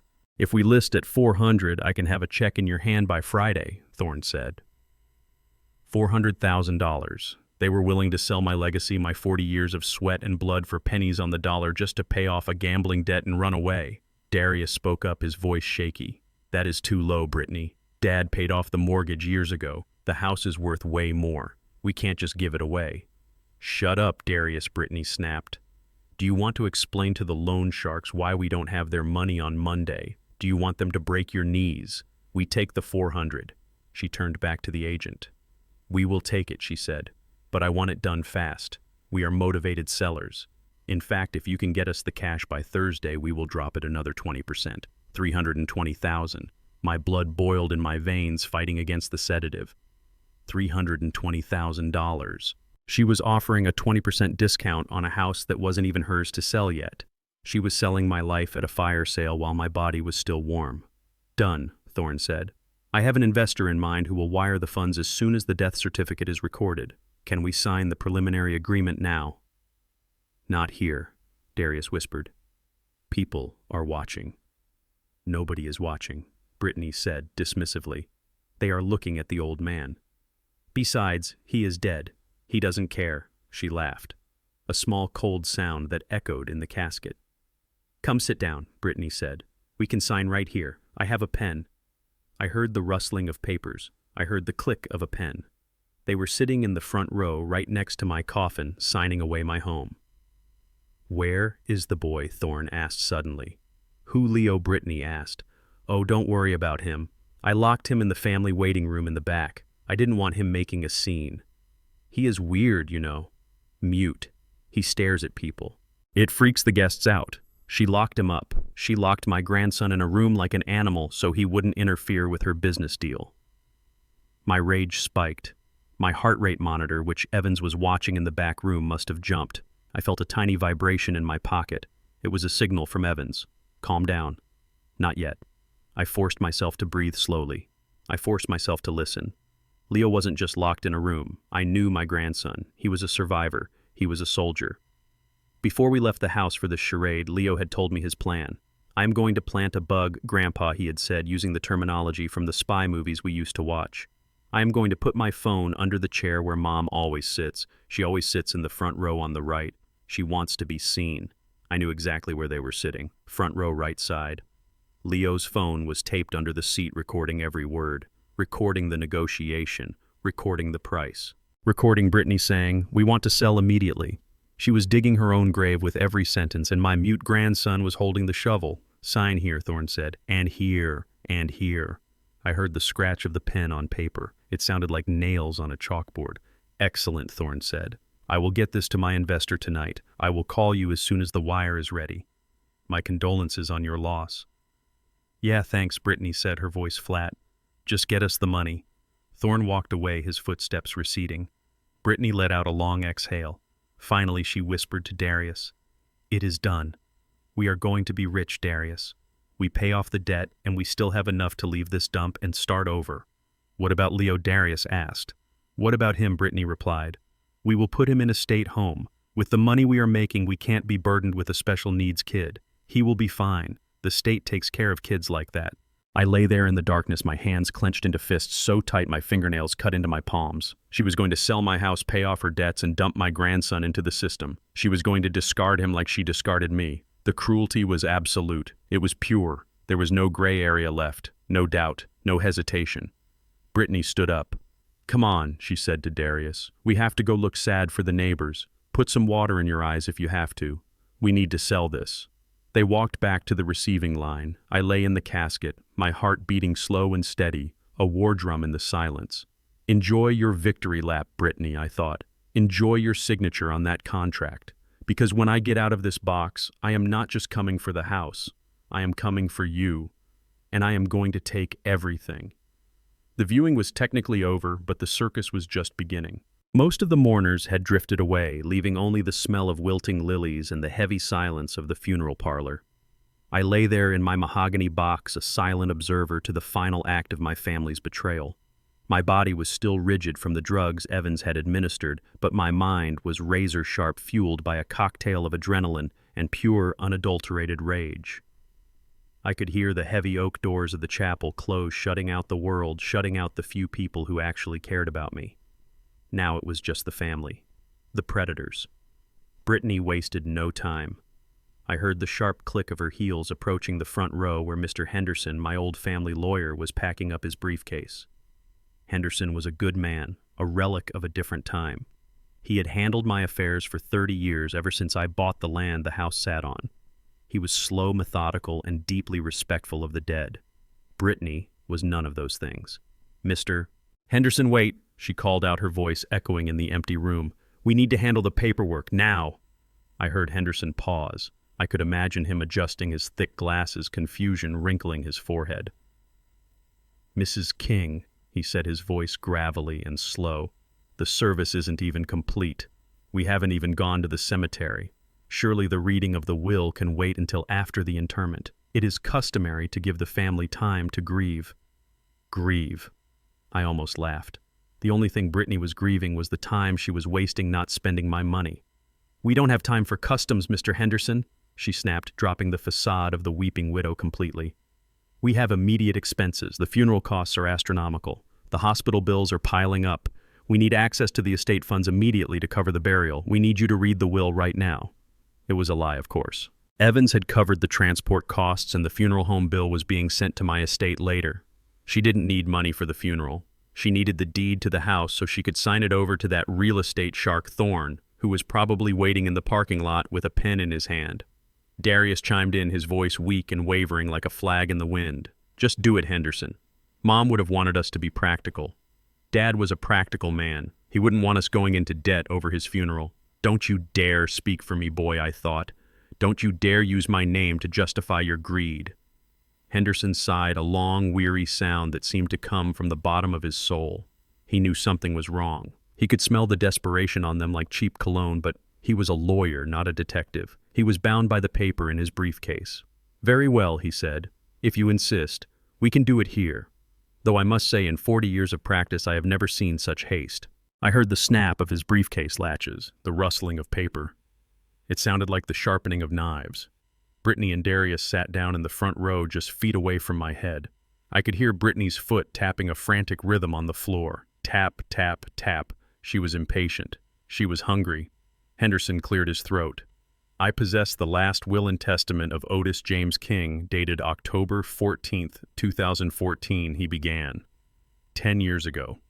That was right after Martha died. I was lost then, broken by grief. Darius was the only thing I had left. He hadn't met Brittany yet. He hadn't started gambling. He was just my son. I listened as Henderson read the words I had written in a haze of sorrow a decade ago. To my only son, Darius King. I leave my entire estate, including the property at 424 Oak Street, all financial accounts and personal effects. I leave him this in the hope that he builds a life as full of love as the one his mother and I shared. The words hung in the air, bitter and ironic. I had left him everything out of love. He was taking it out of hate. Brittany let out a sound that was half sigh, half laugh. It was the sound of a person who had just won the lottery. Everything, she whispered. He left it all to you, Darius. No trust fund, no restrictions. It is all ours. Darius didn't say anything, but I could feel his relief. It washed off him in waves. He wasn't thinking about his father. He was thinking about the loan sharks. He was thinking about his knees staying intact. Thank you, Mr. Henderson, Brittany said, her voice bright and chipper. So what do we need to do? Just sign some papers, right? Can we get the title transfer started today? Henderson hesitated. Well, technically probate takes time, but since Darius is the sole beneficiary and executor, we can expedite the process. I can prepare the preliminary documents for the asset transfer by Monday morning. Monday. The exact day the loan sharks wanted their money. It was perfect for them. Too perfect. Brittany clapped her hands together. Perfect. Monday is perfect. We will be at your office first thing. She stood up, ready to leave, ready to go celebrate my death with a bottle of champagne. She thought she had won. She thought the game was over. But she didn't know I had made a phone call. She didn't know about the meeting I had in the middle of the night while she was sleeping, the sleep of the wicked. Suddenly, the double doors at the back of the chapel burst open. They didn't just open, they slammed against the walls with a boom that made Darius yelp. Footsteps strode down the center aisle. Heavy, confident footsteps. These weren't the steps of a family friend. These were the steps of a predator entering the arena. Brittany spun around. Who are you? She demanded. This is a private family gathering. I strained my ears. I knew who it was. I had hired him myself, paying him a retainer that would make your eyes water from the cash I pulled out of the safe. My name is Sterling Vance, the voice boomed. It was a deep baritone, smooth as silk and hard as granite. I am Mr. Otis King's legal counsel, and I am afraid you are celebrating a bit too early, Mrs. King. Sterling Vance. The most expensive, the most ruthless, the most brilliant probate lawyer in Atlanta. He was a shark in a three-piece suit. I had called him at 4 a.m. right after we dealt with the intruder. I told him everything. I gave him the evidence, and I gave him a new directive. Henderson sounded confused. Sterling, what are you doing here? Otis has been my client for 30 years.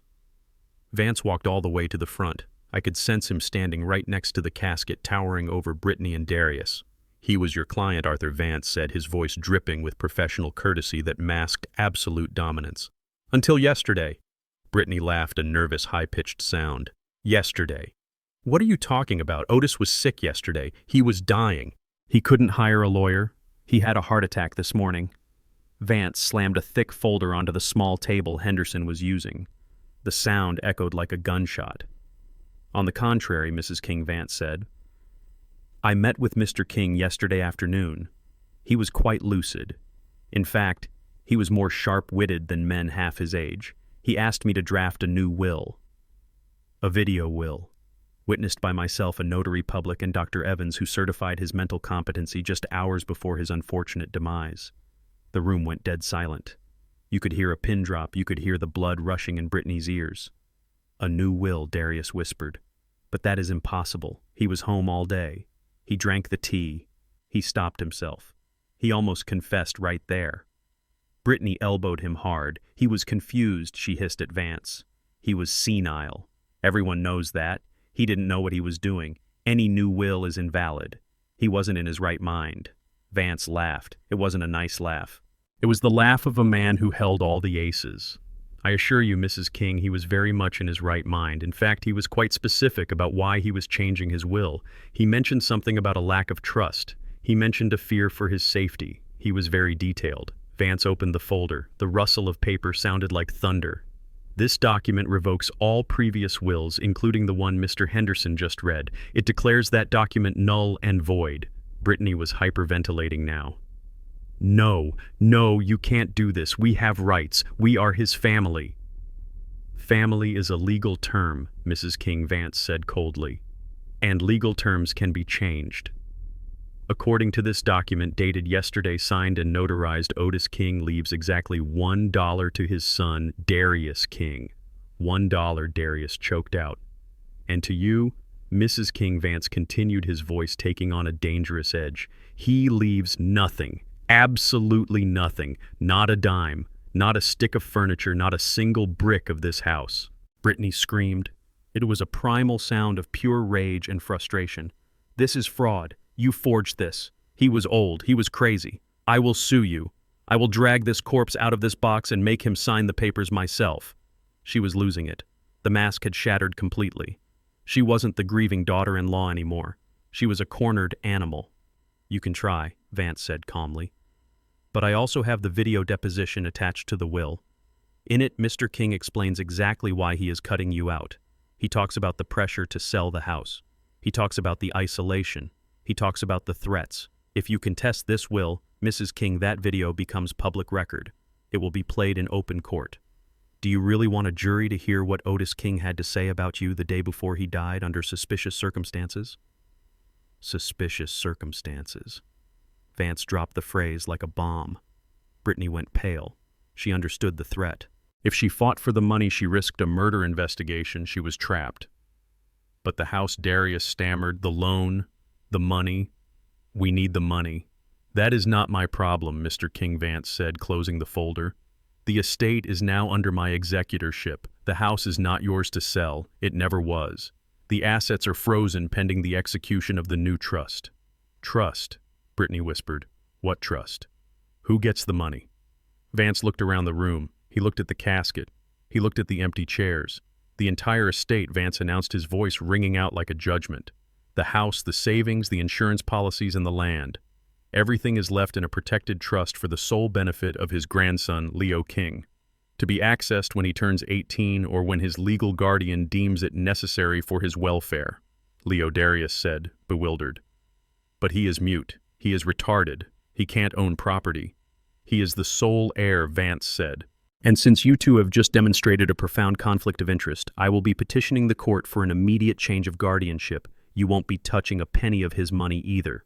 Brittany lunged. She actually lunged at the lawyer, her nails clawing for the folder.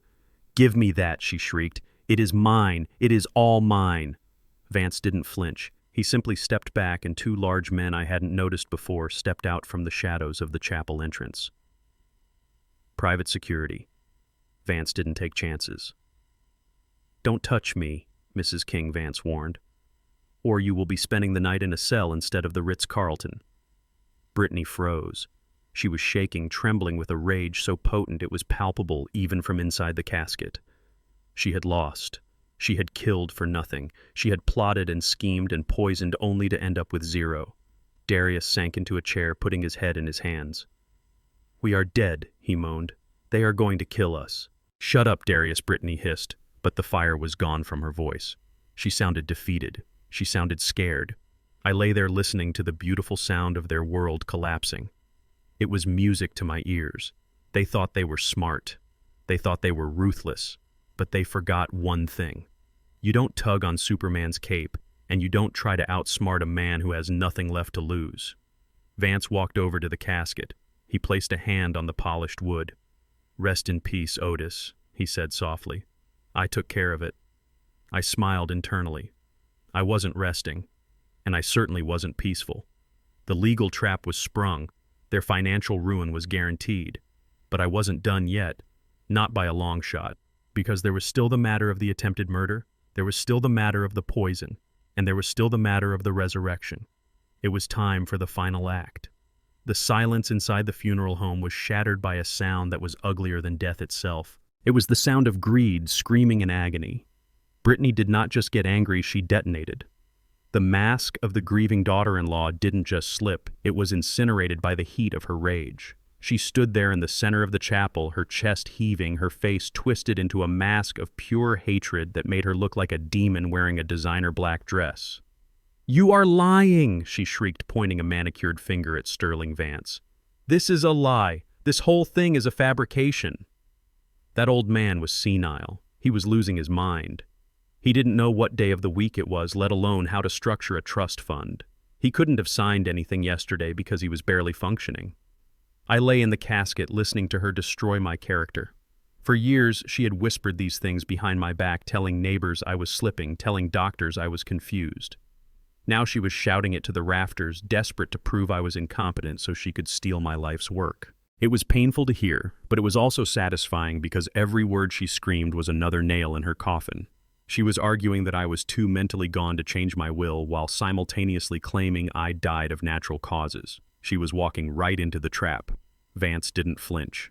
He stood like a statue of justice, calm and immovable. "I assure you, Mrs. King," he said, his voice cool and level. Mr. King was perfectly lucid. Dr. Evans performed a mini mental state examination as part of the notarization process. Mr. King scored a perfect 30 out of 30. He knew exactly who he was. He knew exactly what he owned. And he knew exactly who he wanted to protect his grandson from. Brittany let out a guttural growl of frustration. She turned on poor Mr. Henderson, the old family lawyer who looked like he wanted to crawl under the pew and hide. "You tell him," she yelled, grabbing Henderson by the lapels of his jacket. "You tell him Otis was sick. You tell him he had a stroke. He died of a massive stroke this morning. That is what the medics said. That is what happened. He couldn't have been signing papers yesterday because he was already dying. He was weak. He was practically a vegetable." Henderson stammered, his face pale.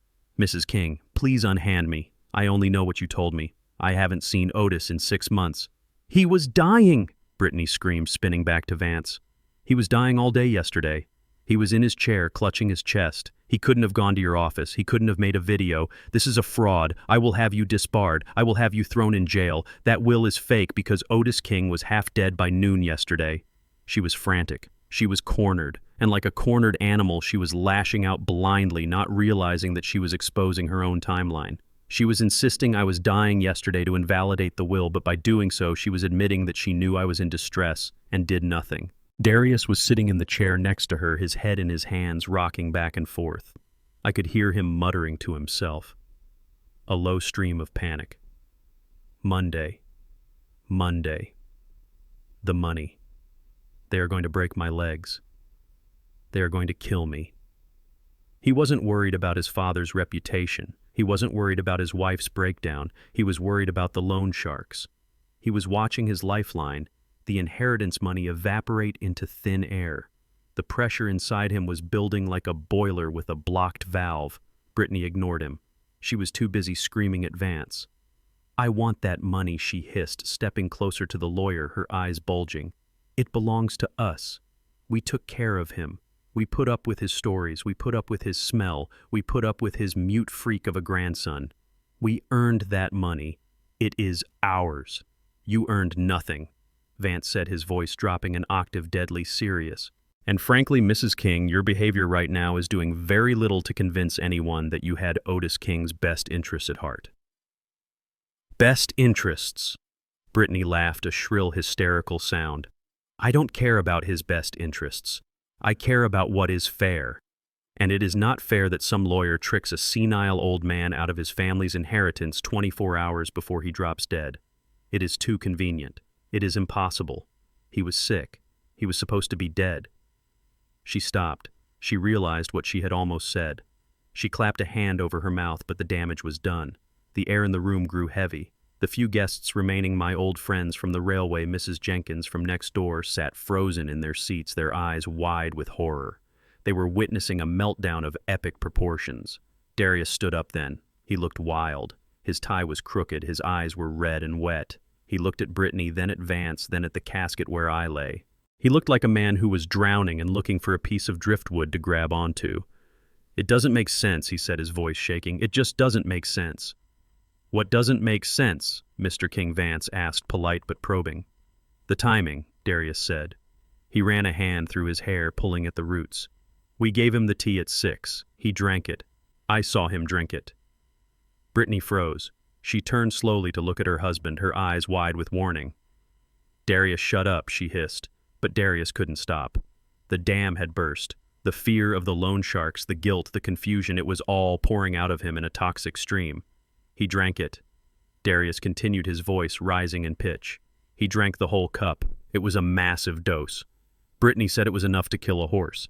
He shouldn't have been able to talk to a lawyer. He shouldn't have been able to sign anything. He should have been on the floor. Darius, stop it! Brittany screamed, lunging for him, but he pushed her away.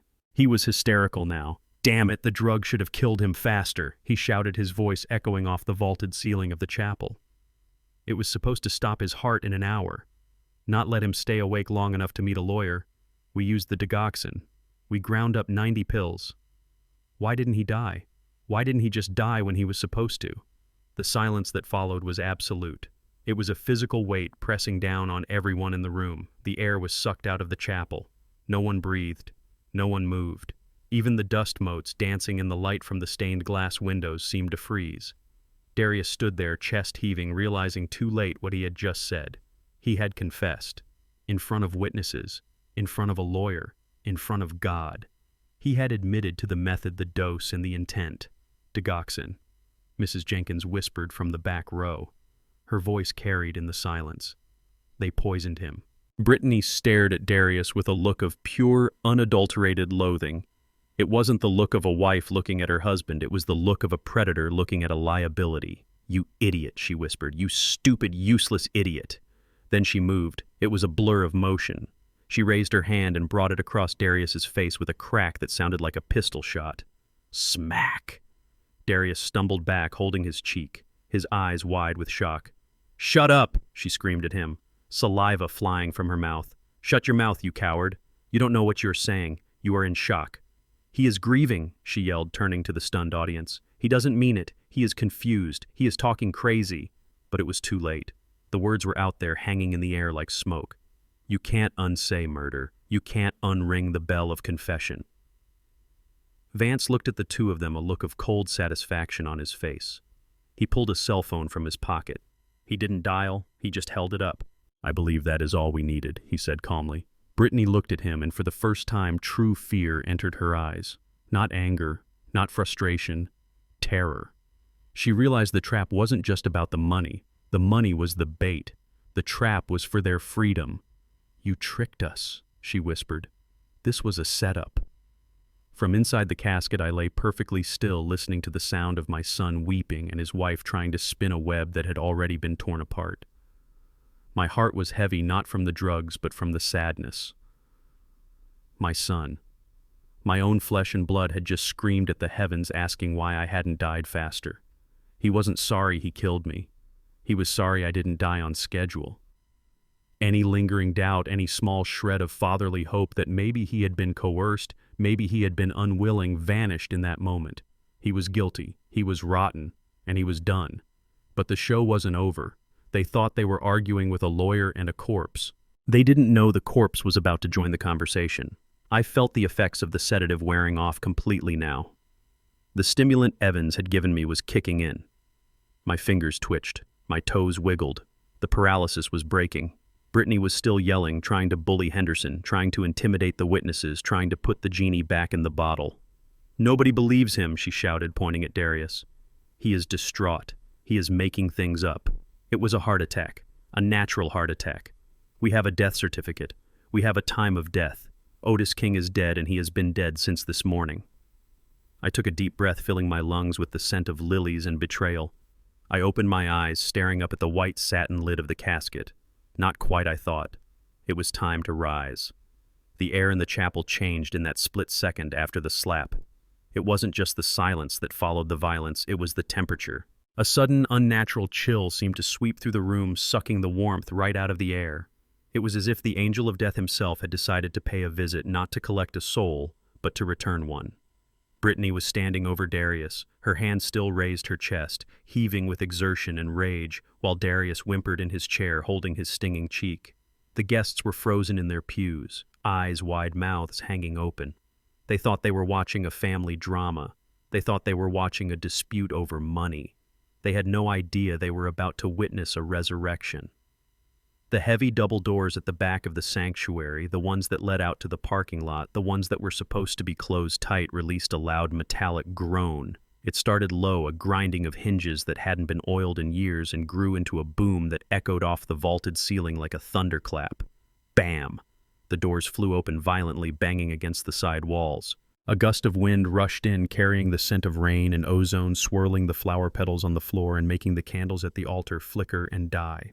Every head in the room turned. Brittany spun around, her eyes wild. Darius looked up, tears streaming down his face. Mr. Henderson dropped his briefcase. And there I was. I wasn't lying in the satin-lined box anymore.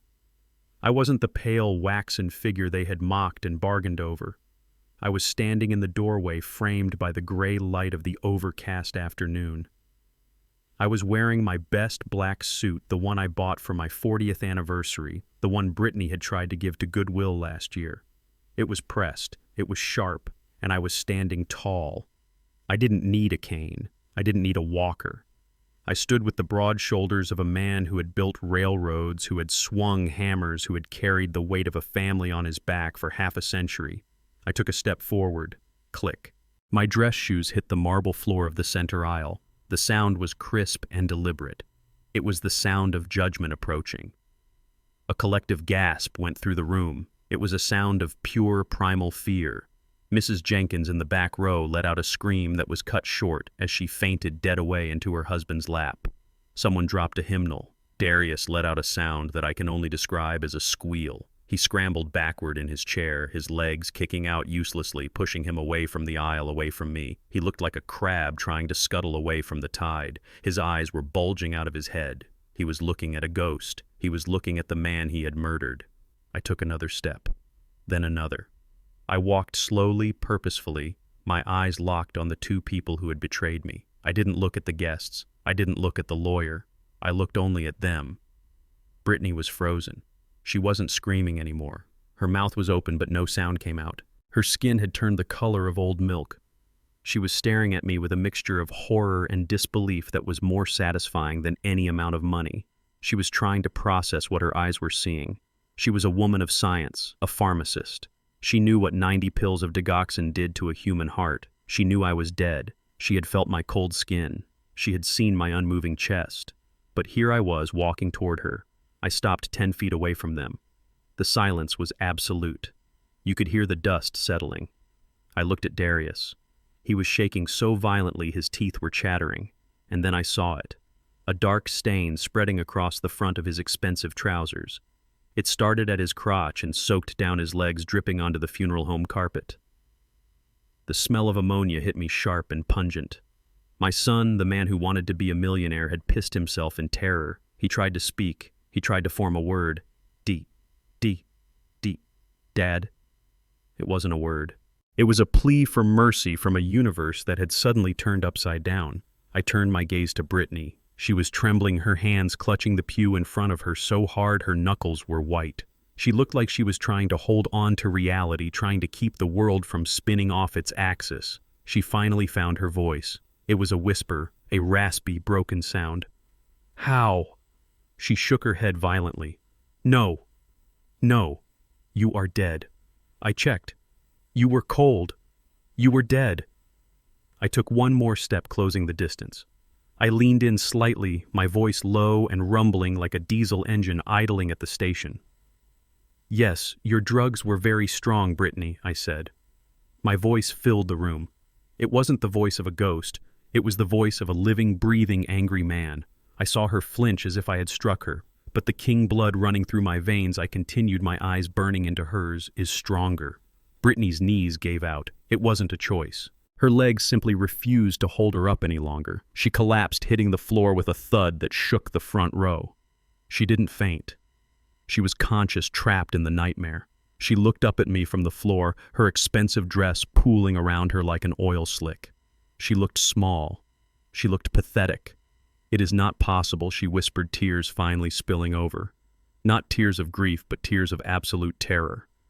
We killed you. We killed you. She admitted it again. She was so broken by the shock that she didn't even realize she was confessing to a room full of people. I looked down at her. "You tried," I said. "You tried very hard. You poisoned my tea. You gassed my kitchen. You hired a thief to beat my brains in. You did everything a demon could do." I looked at Darius, who was now curled in a fetal position on the chair, weeping into his urine-soaked pants. "And you," I said, my voice filled with a disappointment so deep it felt like a physical weight. "You watched. You helped. You counted the money while I was supposed to be dying in the next room." Darius looked up at me, his face a mask of snot and tears. "I am sorry, Daddy," he wailed, reverting to a child's voice. "She made me. I was scared. I didn't want to." "Don't you dare," I roared. The sound made everyone jump. "Don't you dare blame her for your weakness. You are a grown man, Darius. You made a choice. You chose money over your father. You chose gambling over your family. You chose death over life." I turned to the room, to the stunned guests who were watching this play out with horrified fascination. "My son and his wife plotted to murder me," I announced, my voice steady and clear. "They poisoned me with heart medication because they gambled away their money and needed to sell my house to pay their debts. They forged my signature.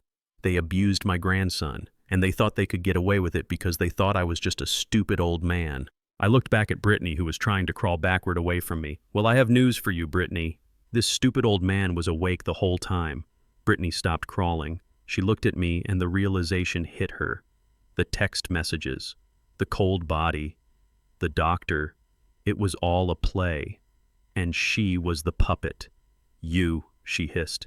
"You set us up." I smiled. It was a wolf's smile. "I gave you a rope," I said. "You were the one who tied the noose. You were the one who put your head in it. All I did was kick the chair." Suddenly the side door opened. Dr. Evans stepped out, followed by my grandson Leo. Leo was holding his phone up, recording everything. He wasn't hiding anymore. He stood tall, just like me. He walked right past his mother on the floor. He didn't even look at her. He came to my side and took my hand. His grip was warm and strong. Grandpa Leo said, his voice clear and perfect, ringing through the silent chapel. "The police are here." I let them in. Brittany looked at Leo. Her jaw dropped. "You can talk?" she whispered. "I can talk, Mom," Leo said, looking down at her with eyes that were far too old for his face. "And I have a lot to say." Sirens wailed outside. This time they were real. This time they were coming for the living, not the dead. Blue and red lights flashed against the stained glass windows, turning the saints into strobing neon figures. The doors burst open again. Detective Johnson strode in, followed by 4 uniformed officers. He looked at me standing there, alive and well, and gave me a curt nod. "Otis," he said, "good to see you up and about." "Detective," I said, "I believe you have some trash to take out." Johnson gestured to his officers. "Get them up," he ordered, pointing to Brittany and Darius. 2 officers grabbed Brittany, hauling her up from the floor. She started screaming, kicking, and thrashing. "No, no, this is entrapment. He is alive. See? He is alive. It is not murder. You can't arrest us for murder if he is alive." "It is attempted murder," Mrs. King Johnson said, cuffing her hands behind her back, "and conspiracy, and fraud, and about 10 other things we are going to charge you with. You have the right to remain silent, though I highly suggest you start using it." 2 other officers went for Darius. He didn't fight. He went limp. They had to drag him out, his shoes squeaking on the floor, leaving a trail of wetness behind him. He was sobbing loudly, a broken man who had finally hit the bottom of the pit he dug for himself. As they dragged Brittany past me, she lunged, trying to bite me, trying to spit on me. "I hate you," she screamed, her face contorted into a mask of madness. "I hate you, old man. You should have just died. Why didn't you just die?" I looked her in the eye, calm and unmoved. "Because I had to take out the trash first," I said. The officers dragged her out, her screams fading as the doors closed behind her. The room was silent again, save for the heavy breathing of the shocked guests. I looked at Leo, I looked at Evans, I looked at Vance. "We did it," I whispered. I felt a hand on my shoulder. It was Mr. Henderson, the old lawyer. He was shaking, looking at me like I was the second coming. "Otis," he stammered. I don't know what to say.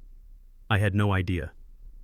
"It is okay, Henderson," I said, patting his hand. "You just read the will. I wrote the play. I looked around the funeral home at the flowers, at the empty casket, at the trappings of a death that never happened. I took a deep breath. The air tasted sweet.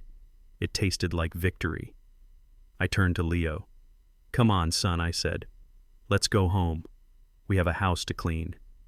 And as we walked out into the sunlight, leaving the shadows of the grave behind, I knew that the nightmare was over. The king had returned, and his kingdom was safe. The chaos in the chapel was absolute. It was a cacophony of justice. Detective Johnson stood in the center of the aisle like a boulder in a stream, letting the current of Brittany's hysteria break around him. She was not going quietly. She was fighting with the desperation of a woman who sees her entire life dissolving into ash. Her hair was wild, her face flushed with a frantic heat. She pulled against the handcuffs, screaming until the veins in her neck bulged like cords. "He is crazy," she shrieked, spitting the words at the detective. "Look at him. He is 75 years old. He has dementia. He took those pills himself. He wanted to kill himself because he was lonely. I tried to save him. I am the victim here. You cannot arrest me for his delusions. Where is your proof? Show me the proof." She looked around the room, her eyes darting from face to face, begging the shocked mourners to believe her. She was a master manipulator, and even now, with her hands cuffed behind her back, she was trying to spin the web one last time. "He is lying," she yelled, pointing her chin at me. "He orchestrated this whole thing to torture us. He is sick. He is a sick old man." Darius was sobbing in the corner, a broken heap of a man, but Brittany stood tall, fueled by a venomous denial. She truly believed she could talk her way out of this. She believed that without a smoking gun, it was just her word against mine. And in her mind, her word was gold and mine was rust. Detective Johnson looked at me. He knew we had the evidence. He knew we had the text, the intruder, and the toxicology report from Dr. Evans. But he also knew that for a jury, the most powerful evidence isn't paper. It is a witness. I looked at Leo. My grandson was standing near the front pew. He had watched the police come in with wide, unblinking eyes. He had watched them handcuff his father. He had watched his mother scream and lie and curse. He looked small in his Sunday suit, a little boy lost in a storm of adult sins. But then our eyes met. I gave him a small nod. It was the signal. Leo stepped out of the pew. He didn't run. He didn't hide. He walked with a slow, deliberate cadence toward the front of the room, toward the raised platform where the pulpit stood, the place where the preacher had delivered a eulogy for a living man just an hour ago. Brittany saw him moving. Her eyes narrowed. She let out a harsh, incredulous laugh. "What is he doing?" she snapped at the officer holding her arm. "Get him away from there. He is going to break something." Leo kept walking. He climbed the 3 steps to the pulpit. He was barely tall enough to see over the wooden stand. He reached out and grabbed the gooseneck microphone, pulling it down until it was level with his mouth. The feedback whined for a split second, a sharp screech that made everyone wince. Then silence returned, heavy and expectant. Brittany rolled her eyes. She looked at Detective Johnson with a sneer of absolute contempt. "Oh, great," she spat. "Now we have to watch the retard play preacher. Get him down. He is mute. He has never spoken a word in his life. He is brain damaged. He doesn't know what is going on. He is just a prop for his grandfather's insanity." She looked at Leo with such hatred, such dismissal, that it made my blood boil. She didn't see a human being. She saw a broken object, a burden she had planned to discard in a state facility the moment the check cleared. "He can't talk," she screamed, her voice echoing off the walls. "He is nothing. He is nobody." Leo looked at her. He didn't flinch at her words. He had heard them for 9 years. He had let them wash over him like rain on a stone. But today the stone was going to crack. He leaned into the microphone. He took a deep breath, filling his lungs with the air of the room that his mother had polluted with her lies. And then he spoke. "You are wrong, Mother." The voice that came out of the speakers was not the voice of a child. It was clear. It was crisp. It was bell-like in its purity, but it carried the weight of a judge delivering a death sentence. It was the voice of an angel armed with a sword. Brittany froze. Her mouth, which had been open to spew more insults, snapped shut. Her eyes went wide, violently wide, as if her eyelids had been taped open. She stopped struggling against the handcuffs. She stopped breathing. She stared at the boy on the pulpit as if he had just grown wings and turned into a dragon. Leo continued, his eyes locked on hers. He didn't look at the police. He didn't look at me. He looked only at the woman who had birthed him and then tried to silence him forever. "I watched you," he said, his voice booming through the chapel, amplified by the sound system so that not a single syllable was lost. It was Friday afternoon. It was 4 o'clock. You were in the kitchen wearing your blue dress. You took the mortar and pestle from the top shelf. Brittany shook her head slightly, a tiny jerking motion of denial. "No," she whispered. "No." "You took 3 blister packs of digoxin," Leo said. 10 pills in each pack. 30 pills total. You popped them out one by one. I heard the foil tearing. Pop, pop, pop. You counted them, mother. You laughed when you dropped one on the floor and had to pick it up. The detail was devastating. It wasn't a vague accusation. It was a forensic reconstruction of the crime. The guests in the pews gasped. Mr. Henderson, the lawyer, took off his glasses and wiped his eyes, stunned by the clarity of the boy's testimony. "You crushed them into a fine white powder," Leo went on, his voice never wavering. "You put the powder in Grandpa's special tea. You stirred it with the silver spoon. And then you walked into the living room and you handed it to Dad." He paused, letting the words hang in the air. "You told Dad, 'This is it. This is the medicine for our freedom.' You said, 'If the old man drinks this, we are rich by Monday.' You said, 'Don't be a coward, Darius. Do you want to be poor forever?'" Brittany made a sound in her throat, a strangled gurgle. She looked like she was drowning. She looked at Darius, but he was staring at the floor, sobbing quietly. She looked at the detective, but he was watching Leo with a look of grim satisfaction. She looked back at her son, and for the first time I saw the realization hit her. The boy she had terrified into silence. The boy she had mocked. The boy she had planned to throw away like garbage. He was the one who was ending her. "You are lying!" she screeched, but her voice lacked power now. It was thin and reedy. "You are lying. You can't talk. This is a trick. It is a ventriloquist act." Leo reached into his pocket. He pulled out the black burner phone he had taken from the safe. He held it up to the microphone. "I didn't just watch, Mother," he said. "I listened, and I remembered what you did to Buster. I remembered that you said silence keeps you safe, but you were wrong. Silence just protects the monsters. So I stopped being silent, and I started recording." He tapped the screen. He held the phone's speaker to the microphone. The sound of Brittany's voice filled the room again, recorded hours before the attempted murder. "Make sure he drinks it all, Darius. If he wakes up tomorrow, we are dead. We need that money. I don't care if it hurts. I don't care if he suffers. I just want him gone." The recording was clear. It was undeniable. It was the voice of a woman plotting the cold-blooded murder of her father-in-law. Leo stopped the playback. He put the phone down on the pulpit. "I have everything, Mother," he said. "I have the recordings of you talking to the cleaner. I have the recordings of you fighting with Dad about the gambling debts. I have the recordings of you laughing about selling the house. I sent them all to the cloud. I sent them to Grandpa's lawyer. I sent them to the police." He leaned in closer to the mic, his voice dropping to a whisper that sounded like thunder. "You thought I was stupid because I didn't speak. But I was just waiting. I was waiting for you to make a mistake. And when you tried to hurt Grandpa, you made the biggest mistake of your life." Brittany's legs gave out. The officer had to hold her up to keep her from hitting the floor. Her face was gray. The arrogance, the pride, the superiority, it had all been stripped away, leaving nothing but a hollow, terrified shell. She looked at her son, and she didn't see a child anymore. She saw her executioner. Detective Johnson stepped forward. "I think that is enough," he said, his voice cutting through the tension. "Mrs. King, we have the witness testimony, we have the recordings, we have the toxicology report, and we have the victim standing right there." He gestured to me. "Get her out of here," he ordered the officers. As they dragged her away, Brittany didn't scream. She didn't fight. She just stared at Leo. Her eyes were wide and glassy. She looked like she had seen a ghost. And in a way she had. She had seen the ghost of the son she thought she had buried under years of abuse and fear rising up to claim his voice. The doors closed behind her. The sound of the lock clicking shut was the sweetest sound I had ever heard. Leo stood on the pulpit for a moment longer. He looked out at the room, at the stunned faces of the people who had come to mourn me. He took a deep breath. He looked tired. He looked older than 9. Then he looked at me. A small shy smile touched his lips. "Did I do good, Grandpa?" he asked into the microphone. I walked up the aisle, my steps echoing on the marble. I climbed the stairs to the pulpit. I knelt down in front of him, heedless of my good suit pants. I pulled him into my arms and held him tight.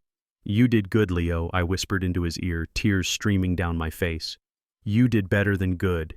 You saved us, son. You saved us both." I stood up and took the microphone. I looked at the crowd. My grandson. I said, my voice thick with emotion. "He has a lot to say, and from now on everyone is going to listen." I took his hand. We walked down the steps together, leaving the pulpit, leaving the casket, leaving the funeral that never happened. We walked toward the sunlight streaming through the open doors.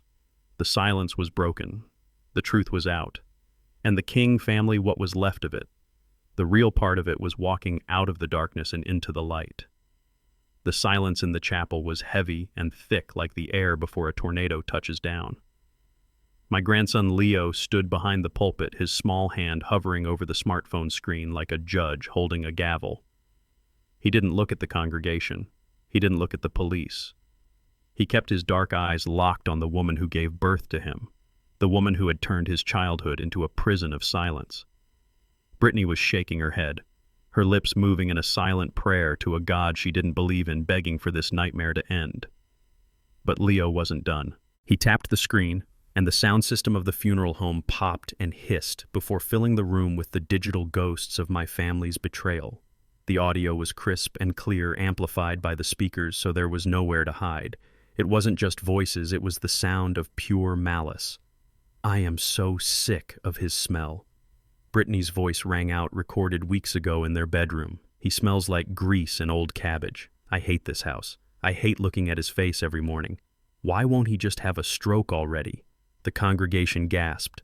I saw Mrs. Jenkins cover her mouth with a gloved hand. I stood there feeling a cold stone settle in my stomach. I knew she didn't like me. I knew she wanted my money. But hearing the sheer hatred in her voice, the disgust, it was like being stabbed in the back all over again.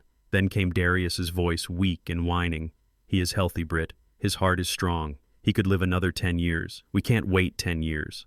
The interest on the loans is killing us." "Then kill him." Brittany's recorded voice snapped back. "Stop being a coward, Darius. It is him or us. Do you want to live in a box under the bridge, or do you want to be a millionaire? He is useless. He is just taking up space.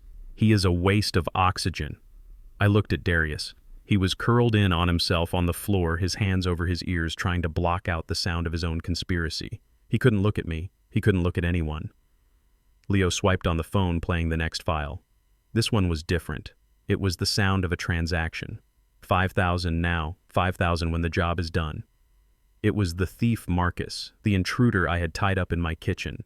"And make it look like a robbery," Brittany's voice said. "Break the back window, toss the living room. Hit him hard, Marcus. I want his skull cracked. I don't want him waking up in the hospital. I want him in the morgue." "Understood," the thief said. "And the boy. What about the mute kid? If he gets in the way," Brittany said, her voice cold as ice, "toss him too. He is defective anyway. Nobody is going to miss a retard who can't talk." The air left the room. The cruelty was so absolute, so naked, that it physically hurt to listen to. She hadn't just planned to kill me. She had authorized the murder of her own son if he became an inconvenience. She called him defective. She called my brilliant, brave grandson defective. That was the breaking point. Something inside Brittany snapped. The realization that her entire life, her reputation, her freedom was evaporating with every second of that recording drove her into a frenzy.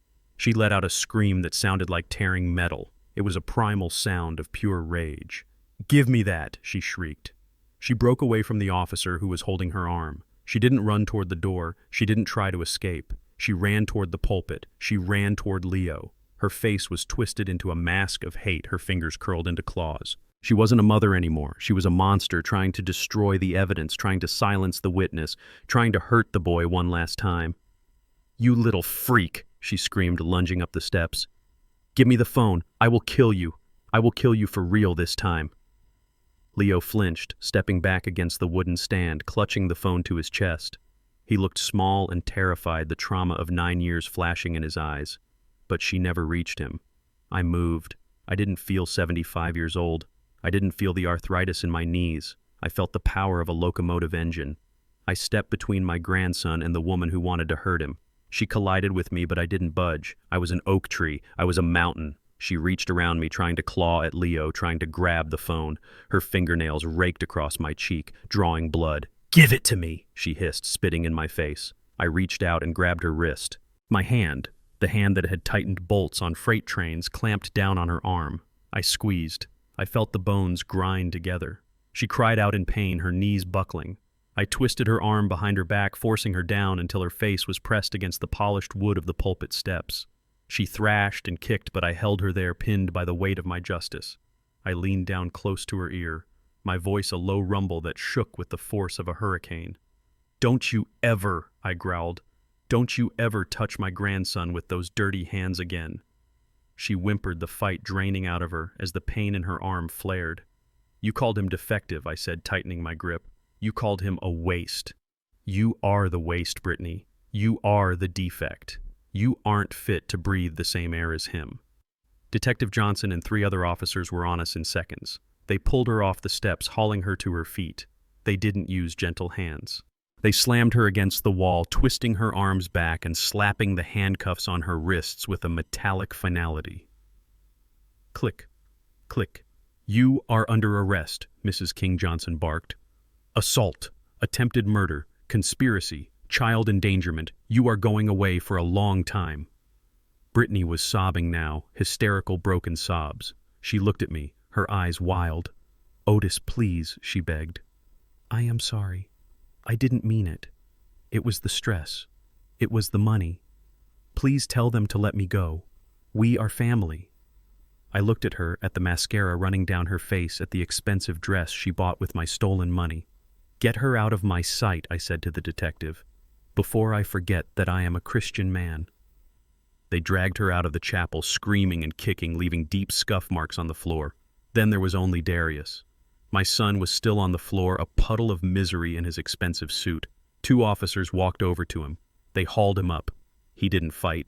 He looked like a man who had already died. His eyes were hollow, his mouth slack. He looked at me. He looked at the father who had raised him, the father who had taught him to fish, who had paid for his college, who had bailed him out of trouble more times than I could count. He took a step toward me, the chains of the handcuffs jingling. "Daddy," he whispered, his voice cracking like a dry branch. "Daddy, I am sorry." He fell to his knees in the middle of the aisle. He crawled toward me, weeping openly, snot running from his nose. It was a pathetic sight, a grown man reduced to a toddler by his own sins. "I didn't want to hurt you," he sobbed, reaching out to grab the hem of my pants. "I swear, I was just scared. I owe so much money. They were going to hurt me. She told me it was the only way. Please, Daddy, don't let them take me to jail. I am your son. I am your boy." He looked up at me, his eyes pleading, begging for the one thing I had always given him, forgiveness. He expected me to soften. He expected me to be the father who always fixed it, who always wrote the check, who always made the bad things go away. I looked down at him. I remembered the day he was born, holding him in my arms, promising to protect him. I remembered his first steps. I remembered his graduation. But then I remembered the text messages. I remembered the tea. I remembered him standing in my bedroom, asking his wife if I was dead yet. I remembered him screaming in this very room, asking why the poison didn't work faster. I felt a tearing in my chest, a pain sharper than any knife. It was the bond between father and son snapping. It was the sound of a heart closing its doors forever. I stepped back, pulling my leg away from his grasping hands. Darius looked at me confused. "Daddy." I looked him dead in the eye. My face was stone. My voice was ice. "You tried to kill me," I said. "You watched your wife poison me and you did nothing. You watched her torture your son and you did nothing. You sold my life for a gambling debt." "Please," he wailed.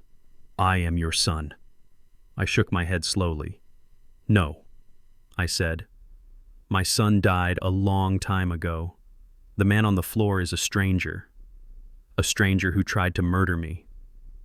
I turned my back on him. I looked at Leo standing on the pulpit, holding the phone that had saved us, holding the skillet that had protected us. "I don't have a son," I said, my voice ringing through the silent chapel, final and absolute. I walked up the steps and put my hand on Leo's shoulder. "I only have a grandson. Take him away, detective," Darius screamed. It was a sound of pure despair, a sound of a man realizing he was truly alone in the world. "No, Daddy, No. The officers dragged him out, his feet dragging on the floor, his screams fading into the distance until the heavy doors slammed shut, sealing the tomb of my past life. The room was silent. The air was still. I looked at the people in the pews, my friends, my neighbors. They were staring at me with awe and pity. I looked at Mr. Henderson, the lawyer who was wiping his glasses with a shaking hand. I looked at Sterling Vance, who gave me a solemn nod of respect. Then I looked at Leo. He was trembling now, the adrenaline fading, leaving behind the exhaustion of a little boy who had carried the weight of the world. I knelt down and hugged him. I hugged him until my arms hurt. "It is over, son," I whispered. "The monsters are gone." Leo buried his face in my neck, and for the first time that day he cried. He cried for his lost childhood. He cried for the parents he never really had. And he cried with relief.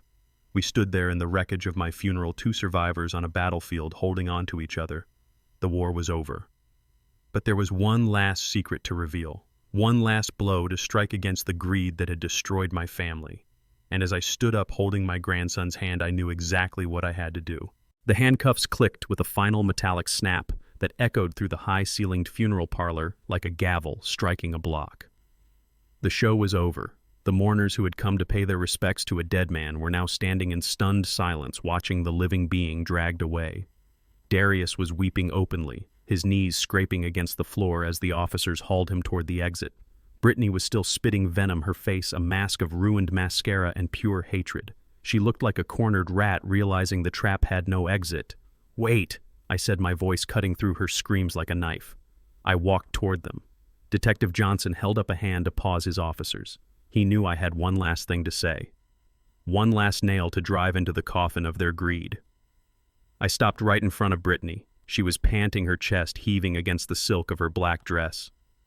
She looked up at me with eyes that promised murder if she ever got her hands free. "You think you won, old man," she hissed. "You think you are so smart. You get to keep your pathetic little house. You get to keep your rotting wood and your leaky pipes. I hope you choke on the dust. It is worth nothing anyway. We were going to sell it for scraps just to get away from you." I looked at her, and I felt a strange emotion. It wasn't anger anymore. It was pity. She was so small. Her vision was so limited. She saw the world through the lens of a predator looking only for the next meal, never seeing the horizon. "Is that what you think?" I asked softly. "You think you killed for scraps?" Sterling Vance stepped up beside me. He was holding a thick document in his hand. It wasn't a will. It was a city planning map. He unfolded it with a crisp snap. "Mrs. King Vance," said, his deep voice rolling over them, "you were always very vocal about how much you hated the neighborhood. You called it a slum. You called it a dead end. But you made a classic mistake. You never looked at the zoning meetings. You never read the city council minutes." Brittany frowned, confusion warring with her rage. "What are you talking about? Who cares about zoning?" "Otis cared," Vance said. "Otis has been attending city planning meetings for 5 years. He knew what was coming before the developers did." I took the map from Vance. I held it up so they could see. A bright red line circled my block. My house. My land. "Do you see this, Darius?" I asked my son. "Do you know what this red line means?" Darius looked up, his eyes red and swollen. He shook his head. "It means commercial rezoning," I said. "It means the city has approved a new transit hub right here. They are building a high-speed rail station and a luxury shopping district. And my house sits right in the center of the access road." I paused, letting the words sink in. "Thorne, the real estate agent who you were dealing with, knew it. That is why he wanted to buy it for $300,000 cash. He was going to flip it the next day for 10 times that amount. He was robbing you blind, and you were too busy trying to kill me to notice." "So what?" Brittany spat. "So the house is worth what? 500,000, 600. It doesn't matter. You are still a miserable old man." I laughed. It was a dry, humorless sound. "Oh, Brittany, you really don't get it, do you? We are not talking about hundreds of thousands." Vance pulled another paper from his jacket. It was an official appraisal dated 2 days ago. The current market value of the land alone, given the commercial rezoning and the air rights for the proposed skyscraper, is not $600,000, Vance read. He looked at Darius. "It is $15 million. The silence that followed was different from the silence before. This wasn't the silence of shock. This was the silence of a vacuum. It was the sound of the air being sucked out of the universe. Darius stopped crying. He stopped breathing. His mouth fell open, his jaw literally hanging slack. His eyes darted from the paper to me to the map and back to me. Vittini whispered, his voice barely audible. 15 million. $15 million, I repeated. Not in 10 years, now, today. The developers have been sending me offers for months. I turned them down because I wanted to wait until the price peaked. I was building a legacy, Darius. I was building an empire. I stepped closer to my son.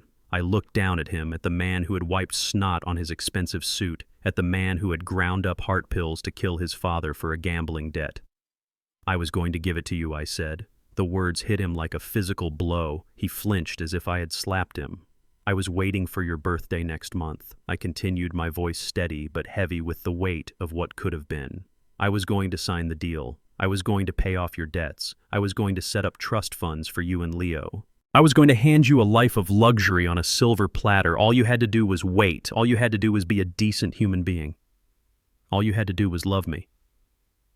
Darius made a sound that wasn't human. It was a keening wail of pure agony. It was the sound of a man realizing he had held a winning lottery ticket and used it to light a fire that burned down his own house.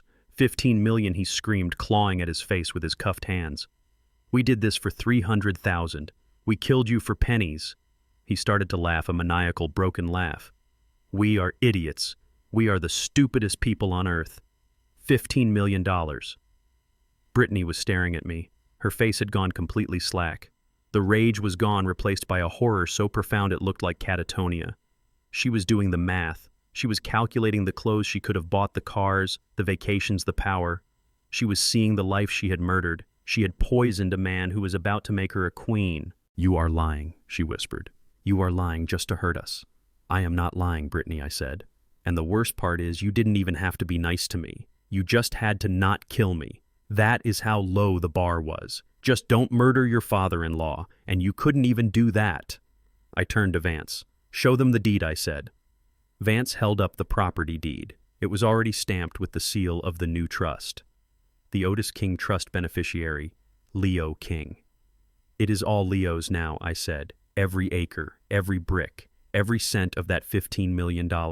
It belongs to the boy you called defective, the boy you were going to throw away. He is the richest kid in Atlanta now. And you. I leaned in close to Brittany until I could see the pores in her skin, until I could smell the fear radiating off her. You are going to prison poor. You are going to spend the rest of your life in a concrete box knowing that you traded a palace for a prison cell. You traded $15 million for a blister pack of pills and a pair of handcuffs. Brittany's legs finally gave out completely. She didn't faint. She just crumpled. The weight of her greed crushed her. She sank to the floor of the funeral home weeping, not for me, not for her son, but for the money. She cried for the money she had killed for and lost. She started screaming at Darius. You idiot, she shrieked, kicking him with her heels. You told me he was broke. You told me the house was worthless. This is your fault. You cost me $15 million. Darius didn't fight back. He just lay there sobbing, repeating the number over and over like a mantra of madness. 15 million. 15 million. Detective Johnson looked at me and shook his head. That is cold Otis, he said. It is justice, detective, I replied. They wanted to profit from my death. Now they know exactly what my life was worth. Get them out of here, Johnson barked at his officers. I can't stand the smell of them anymore. The officers hauled them up. Brittany was dead weight, dragging her feet, her eyes fixed on nothingness. Darius was babbling incoherently. As they dragged them through the doors of the chapel into the waiting police cruisers, the guests watched in silence. They weren't just watching criminals go to jail. They were watching two people being eaten alive by their own regret. The look on their faces wasn't fear of prison. It was the realization of the magnitude of their loss. They would wake up every morning in a cell for the next 20 years, and the first thought in their heads would be $15 million. It would haunt them more than any ghost ever could. I watched the doors close. The wail of the sirens started up outside, fading into the distance. I turned to Leo. He was standing by the pulpit, watching the empty doorway. You are a rich man, Leo, I said, putting my hand on his shoulder. Leo looked up at me. He didn't smile. He didn't look excited. I don't care about the money, Grandpa, he said, his voice clear and wise. I just wanted you. I hugged him then, right there in front of the altar. I hugged him because he understood what his parents never could. We walked out of the funeral home side by side. The sun was shining, the air was fresh, we had the money, yes, but more importantly, we had the truth, and we had each other. The vultures were gone, the lions were left, and the kingdom was ours. The salt spray hit my face warm and clean, carrying the scent of freedom instead of the stench of betrayal. I leaned back in the teak deck chair of the Sea King, a 40-foot catamaran that was currently cutting through the turquoise waters of the Mediterranean. It wasn't the Ritz-Carlton, and it wasn't a fake anniversary cruise. It was real.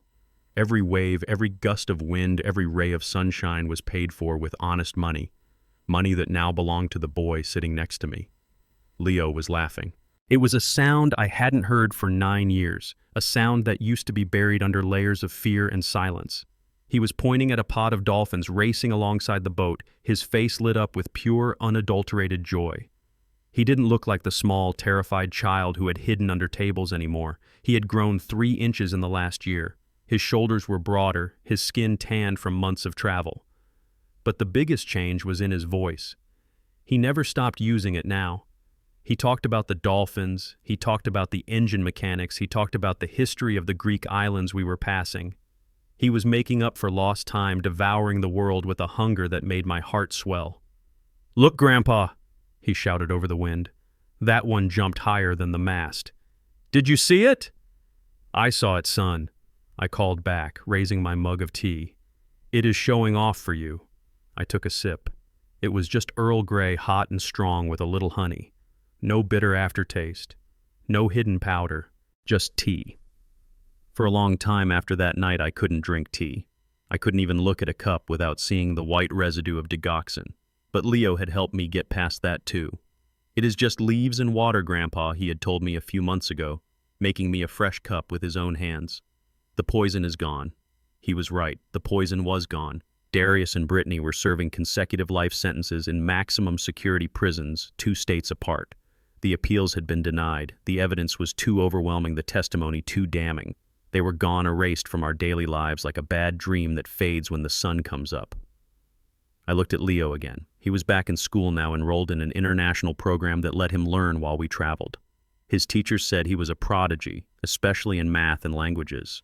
They said he had a gift for observation, for seeing details others missed. I just smiled when they told me that. I knew he had that gift.